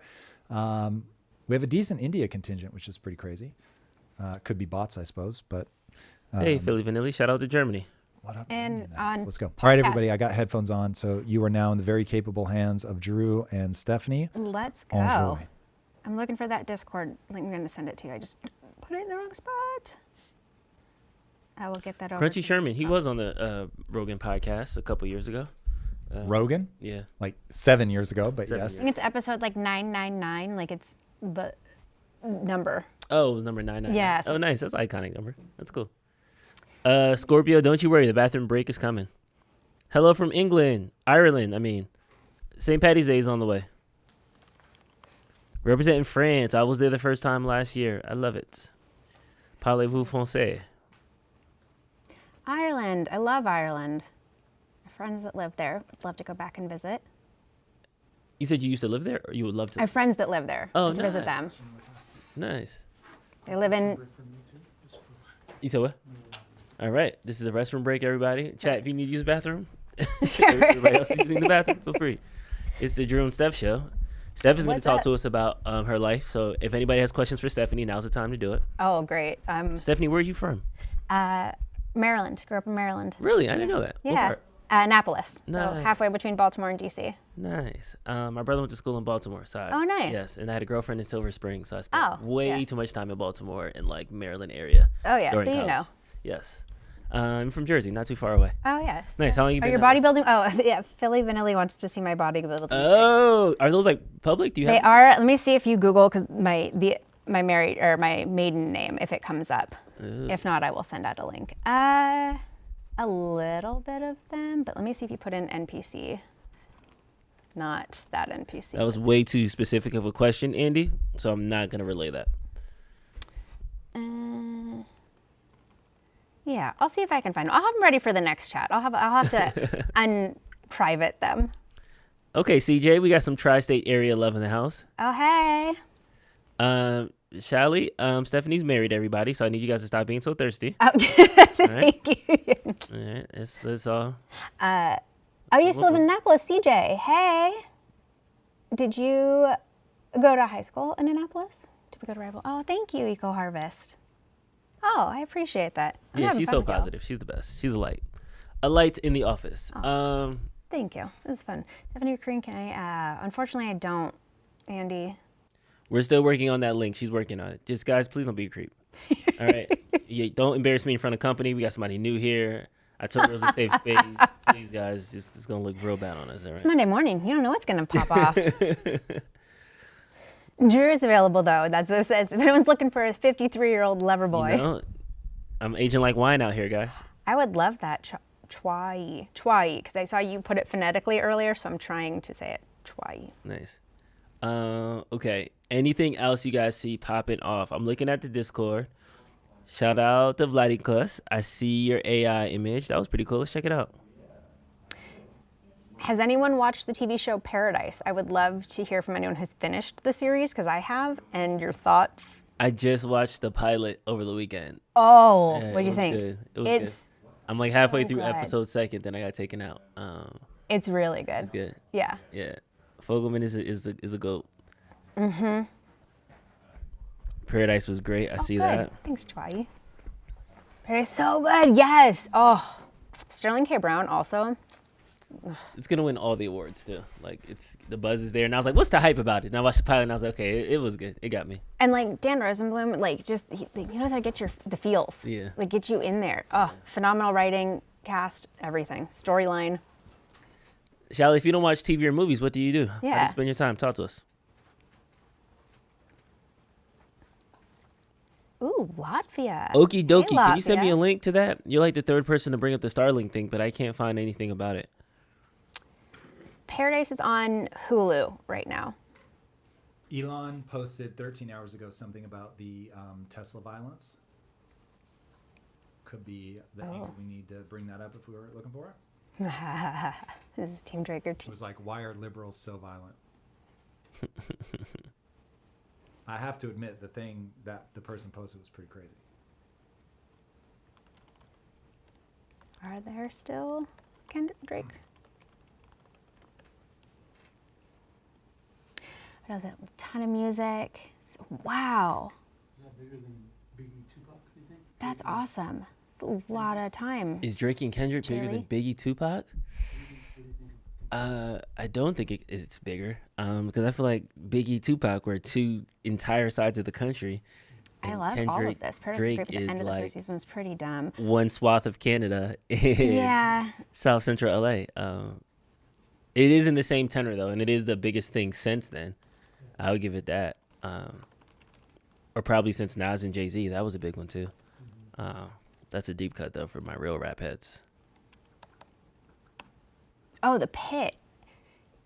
Yeah, that's a good show too. Noah Wiley's awesome. It's a really interesting concept how they did it. Have you started watching The Pit, Drew? The Pit? Yeah. What does that come on? Max. And it's Noah Wiley Emergency Room, but it's kind of set up like 24, where each episode is another hour in the day. Oh, that's cool. Yeah. That's cool. I'm gonna check it out. Multiple Democrat NGOs have coordinated attacks on Dester dealership staff and vehicles. Last night, a number of Cybertrucks were torched in Seattle. Democrats are becoming increasingly more desperate and violent. Hear about Aiden Ross planning GTA 6 servers where you can earn money? I really don't like Elon. Nice. Did you guys hear that somebody was shot trying to enter the White House? Over the weekend, a man identified as an armed intruder was shot by Secret Service agents after he attempted to breach White House security. That seems like something we guys talk about. That does. Liberals becoming more violent. Wayne Man, kind of like a Stavi call-in show where some of it's live and some of it's pre-recorded, and you have guests sit on the couch and respond as well. I could see Drew setting it up, the calls, pitching it. They were talking about a call-in show. Oh, a call-in show. As like a Stavi setup. I like a call-in show. I have low faith in the internet that the calls will be. We have to filter. We have to just figure out a filtration system. Oh yeah. That's it. I hate all this rhetoric, but you've got, presumably Trump says stopgap funding bill will pass. What does that have to do with it? the comedian's desk. Step. That's so typical. Yeah, that's what I. Is that who? Is that you? Yeah, he's desk.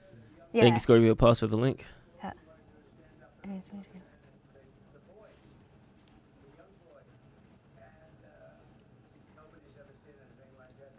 He uses that statement all the time.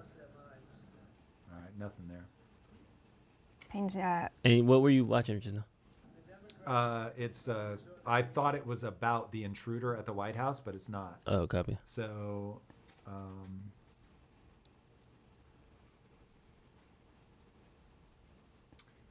yeah, I think people are trying to tie that to something. At least in the context I can get from the clip, he wasn't talking about that. So, nonetheless, it's still a thing worth covering.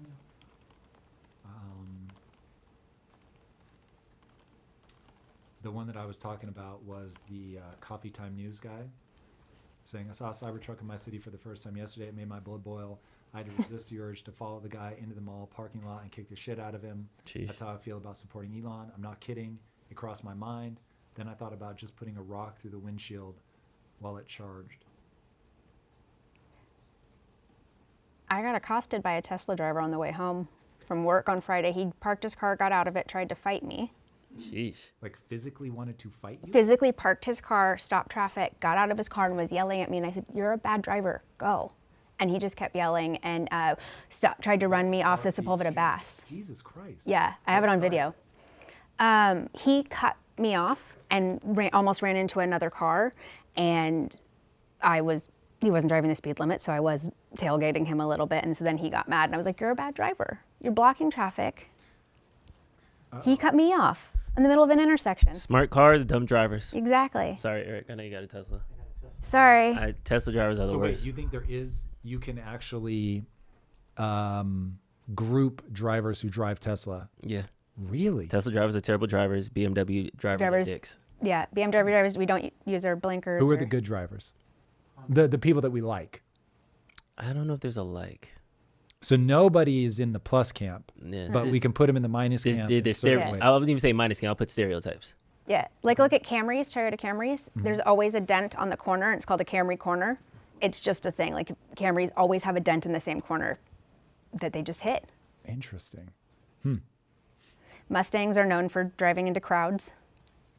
Driving into crowds. Have you ever seen? There's a whole thing of it. Like Mustangs, all the videos of Mustangs going off road are accidentally driving into crowds. Sorry, I know you're a Mustang driver, but I'll take it. I'll take it.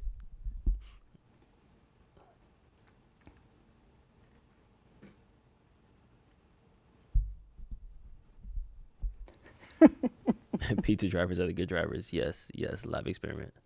They are the only good drivers. Oh, we should probably talk about the BLM Plaza. It's got almost 50,000 posts in 4 hours. Sorry, 4 hours ago, it had 49,000 posts.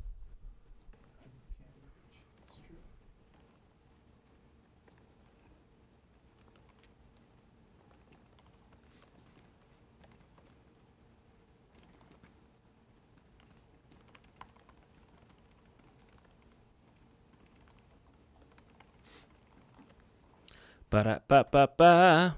All right, chat. Keep them coming. Keep them coming. So I was talking with cars on Twitch, talking about Cali drivers, and I said, all Cali drivers are aggressive. If you're not, you become one when you get here because you have to be. Dodge Challengers.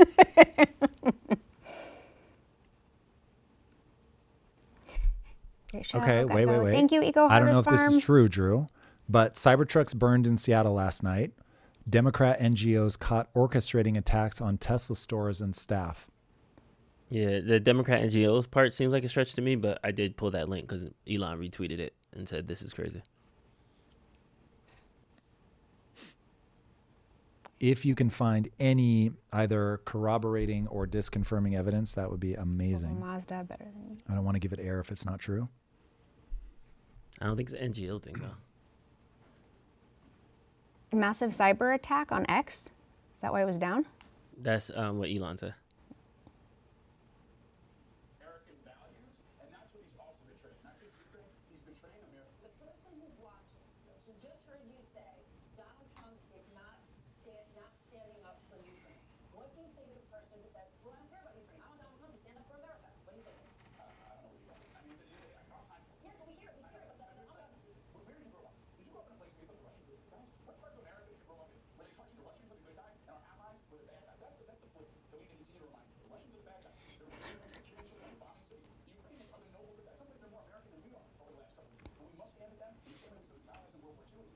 Do.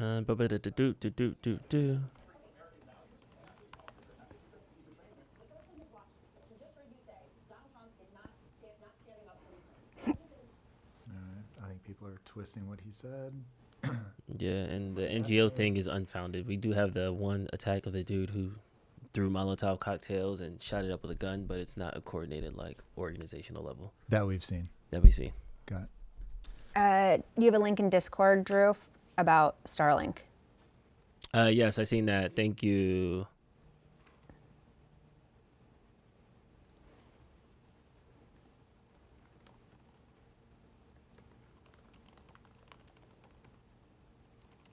Yeah, but Elon said he's not disconnecting it.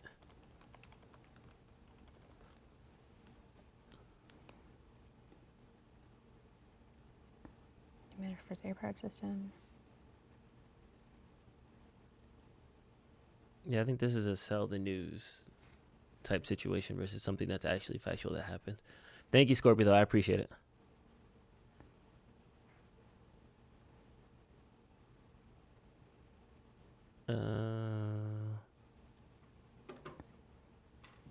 Severance mentions the soul. It's over.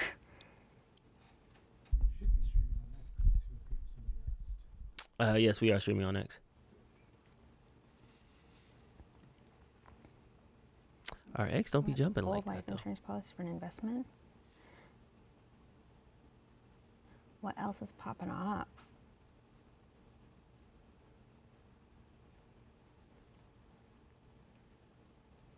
All right, here's something I definitely want to cover. There is not a huge amount of traction on this tweet, but nonetheless, I think is pretty bang on. This is from Art Candy, ARTCANDEE, who said Twitter is crashing and going down just like Elon Musk's Tesla stock. Tesla has erased all gains that it had made since the election. I love this for Elon. And it really has plummeted. Now, I don't know what scale this is at, though, so we should look at that because they have clipped this so tightly. It's hard to tell if that's like a $1.50 drop or zoomed way the hell in. Yeah. This is only over 1 day. Oh, that's much better. So zero hedge. Tesla down 50% from all-time high on December 17th. Down 35% in the last month. Now, in fairness, it looks like it's just returning to normal. Yeah, it's flat 6 months if we go 6 months out. Yeah. All right. Still, I want to talk about that because you get a sense of like the hype as he was getting more involved in politics and people loved it and thought, oh, he's really going to be able to take advantage of this, to the now anti-Elon sentiment dragging him back down. Because I'm like, this guy, there's no way he thought that in the short to medium term that this was going to be good for him. There's no way. Now, in the long run, he might think this is going to be tremendous. He's probably not wrong about that. But he's going to have to deal with a lot of short-term pain. All right, we need an intro. Imagine if Gundam Cage is mechanical via gears, levers, and nuts.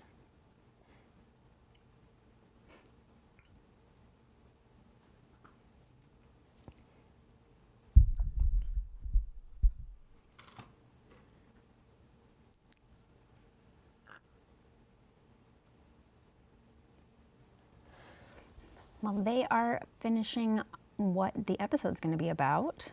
What else you got, chat? It's Monday. What do you expect to see this week? Should be a good week. Bitcoin down 28%. That just means it's on sale, y'all. Bitcoin's on sale. Remember your talk? Oh yeah, now's a good time. 20% gains locked in.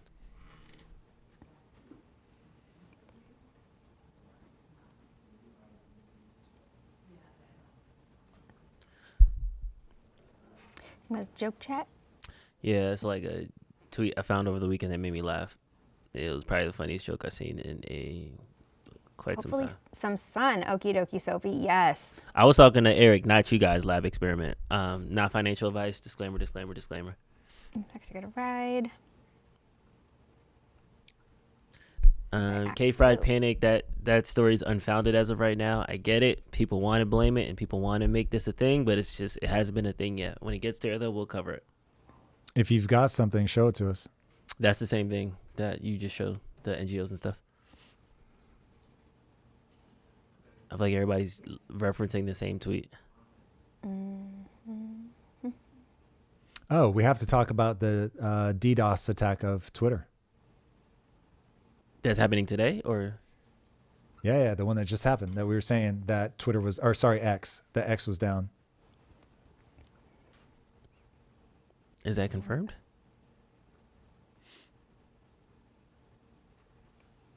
It was the thing that you read from Elon, where he's like, this is a coordinated attack by a lot of people. Progress in the current geopolitical affairs.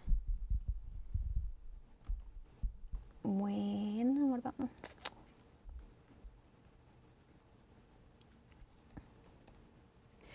I think the angle is going to be something like this, because when I think about what's the heartbeat, we can tie two things together with Elon. You've got who is arguably the most important person. He's certainly in contention for the most important living person right now, given the technologies that he's brought to bear, given the influence that he has in the U.S. government, being under attack. So DDoSing X, the Tesla dealerships and vehicles being assaulted. I don't know what other word to use for that.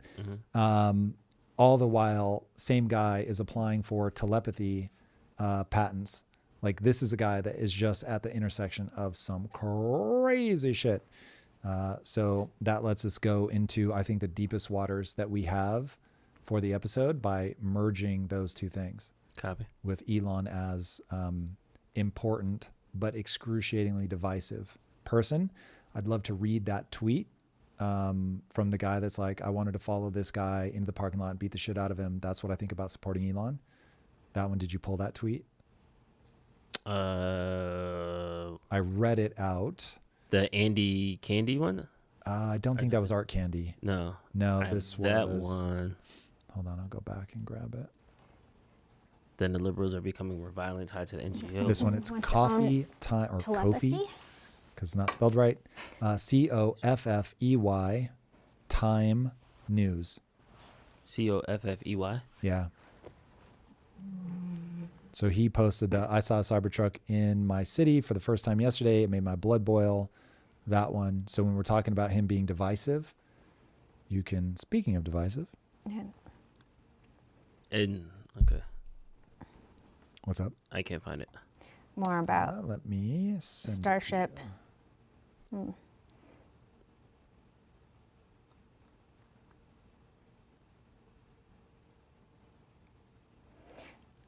going to put it at the top of the doc.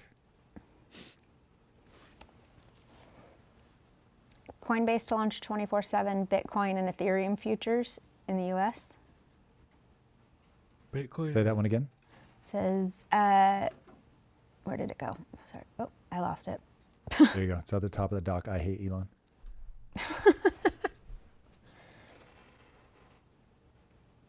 Bless you. Thank you.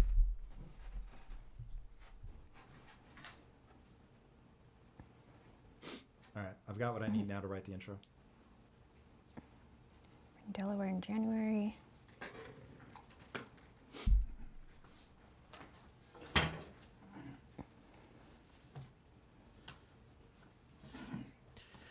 Getting the episode together. All right, guys, it's locked down. Oh, yeah. We got there. We're rolling. Did you guys talk about China's theme factor going online? The boat crash in the North Sea?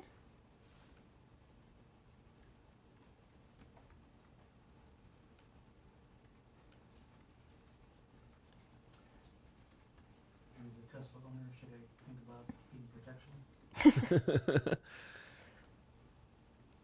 I did hear that people are getting, like, attacked is the wrong word, but yeah. There's little stickers I've seen, like window decals you can put, like, to protect yourself of whatever you want it to say. I bought this before the election. Yeah. Yeah, but I don't want to do that. I did buy a taser. Hey, that's important. That's important. Oh, so glad you're enjoying this, Jaylee. We like having you here and bringing everyone into our process.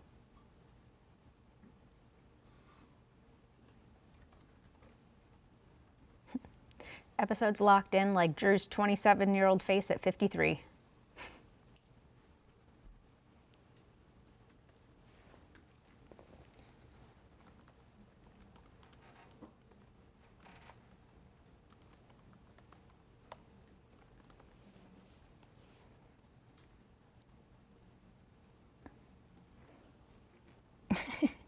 No, Jaylee, he's 53.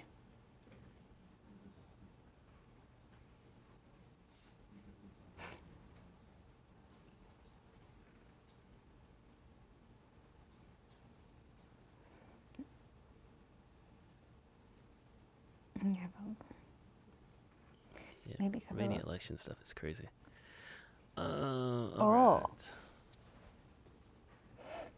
I didn't hear that all that went down on Love is Blind. I got to catch up. Thanks, I've been seeing that Giftem. clip this weekend where she rejects him at the altar because she wants like a more progressive person. Damn, I guess love is not blind.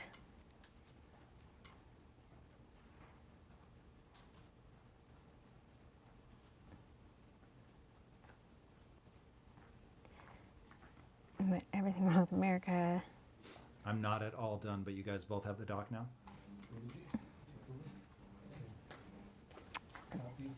Strikes of big retailers. What big retailers, Trey?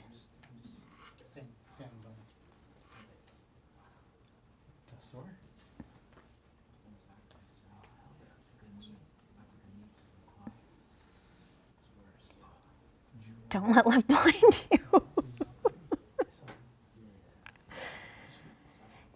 Yeah, there have been some interesting couples or pairings on there.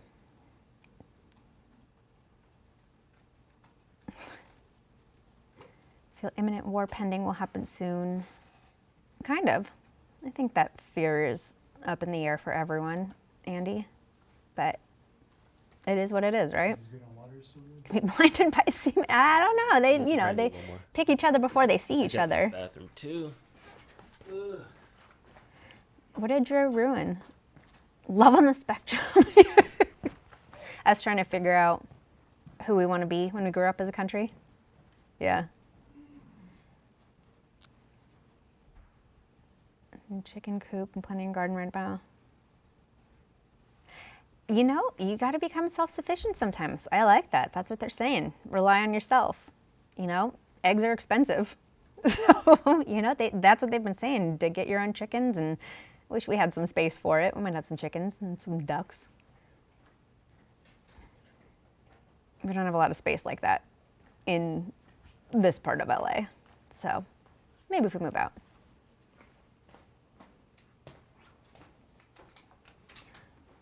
Thanks, Lockie. She's out on vacation for a couple weeks, so I'm filling in.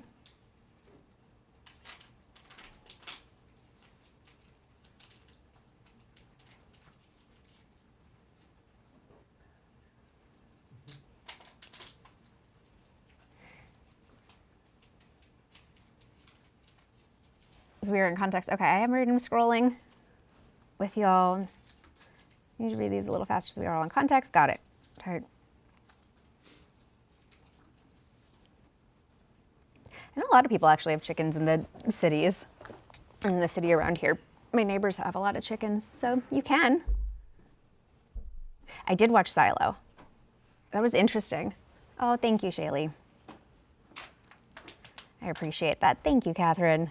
I did watch Silo. I thought that was interesting too. I haven't watched the second season. So I need to catch up. Kansas, we have missile silos gone nuclear war shelters home. I think that's so cool that I've seen them on some of the housing shows where they've actually gone into the bunkers and the nuclear silos and turned them into living spaces. I think it's really interesting. Oh, okay, good, Robo-Joe. I gotta dive back in. It's been a minute. Oh, I do love Reacher. He's so good. Flux Bloom. Ooh, Miguel, binge watch or weekly shows? Oh, it Binge depends. is the only answer. Binging? Binging is the only answer. I Yeah. don't have the patience or the attention span to deal with the patience of it. Rent chickens for like 6 months. Yeah, Agent Gringo, 1996. That's what I've heard too. You know, you can rent the chickens, but how much do you need to know before you rent the chickens? Do you have to invest in, training and stuff? Is it worth it for the cost of eggs? I don't know. I got to do the math to figure it out first. Oh, I love Clarkson's Farm because I love Clarkson. We watched a lot of Top Gear, and Clarkson's Farm is amazing. Definitely made me not want to have a full farm after everything he went through. Binge or no deal. But then what do you do if a new show comes out, if you're a binger, and it only comes out weekly? Do you wait until the entire season comes out and then binge it so you're behind everyone? Or, yeah, that's what you do? Yes.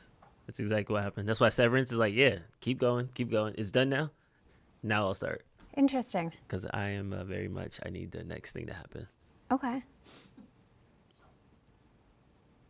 Wait and binge. I don't know. It depends. But I've been binging through a lot of things, and then I get really sad that they're done, and I went through them so quickly. Like there's a new series on Netflix with Robert De Niro. Binged that, but it was so good. That was a 0 day or something Yeah, like that? 0 day. Yeah. Someone in the chat said there's videos of NGOs organizing. That's fake news. Tried binging, but everyone around me loves to stretch it out. They say Exactly. videos of NGO. And then you're one waiting dude for holding everyone a else. sign. It's a Cybertruck on fire, and it's like cutscene stuff. I looked into like 3 links already.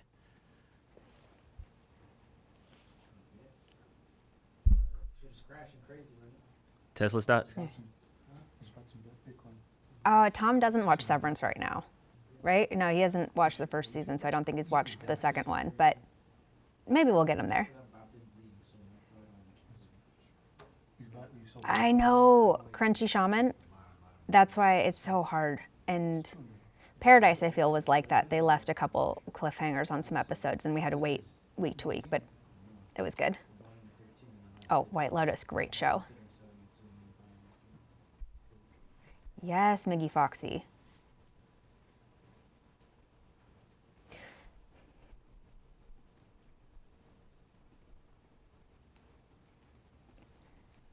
The markets are going down, not just Tesla. Tom is showing up in the finale. Yes, he is. Project Kaizen is out. You can play it now. It's put the link in for y'all. Project Kaizen. .io. Yes, all right. I'll put the link in for y'all.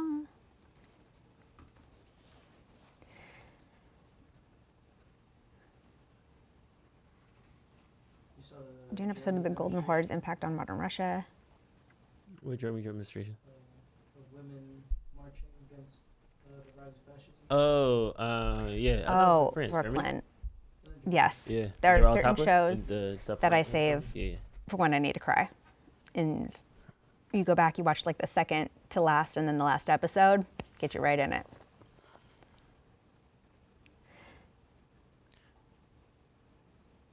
Ty E. McCullough worked with George Bush in Nam and told me that a Phoenix operation that targeted me in 1986. Wow, that's really interesting. That's crazy. Same bat time, same bat channel. Bye, Jordash.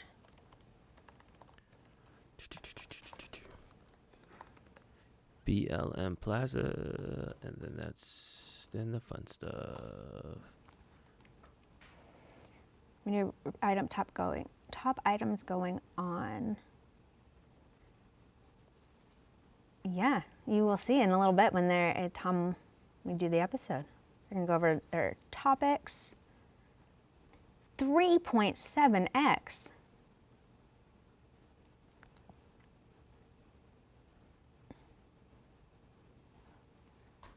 Hundreds of trends. Jesus, I think they're covering that Maverick mentality. Oh, Fault in Our Stars. Yes, that is a tearjerker. Talking about sad shows? What's happening? Yeah, we're talking about the shows that, like, can get you to cry. And you just binge through them. Wasn't This Is Us, the classic one that got everybody to cry? Oh. I still haven't watched that. Yeah, that's a... I don't know if I just want to cry all the time. Mine is Vampire Diaries, the last 2 episodes. I need a good cry. I ain't cry. Yes, you did. It's okay. That one's one that I cry. Oh my God, Interstellar. Interstellar makes you cry. That's a Whew. I watched it on the plane, and Oh. I realized, or Nick told me about the stat that apparently it's much easier for you to cry on a plane when you watch something sentimental. I don't know. There's something to do with the altitude. Really? Yeah, that's what it was. That's just an excuse because you were crying on the plane. The altitude. Uh-huh, yeah. I couldn't just proceed.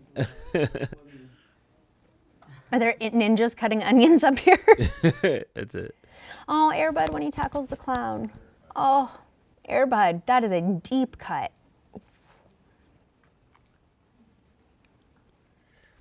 Airbud. Gotta love Airbud. Show that make you cry, Jericho. The man. Sorry, I'm just thinking about Airbud and how much I missed that.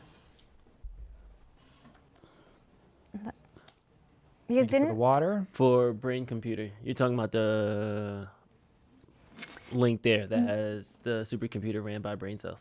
I'm sure it looks like I can hear you, and for that, my apologies. Copy.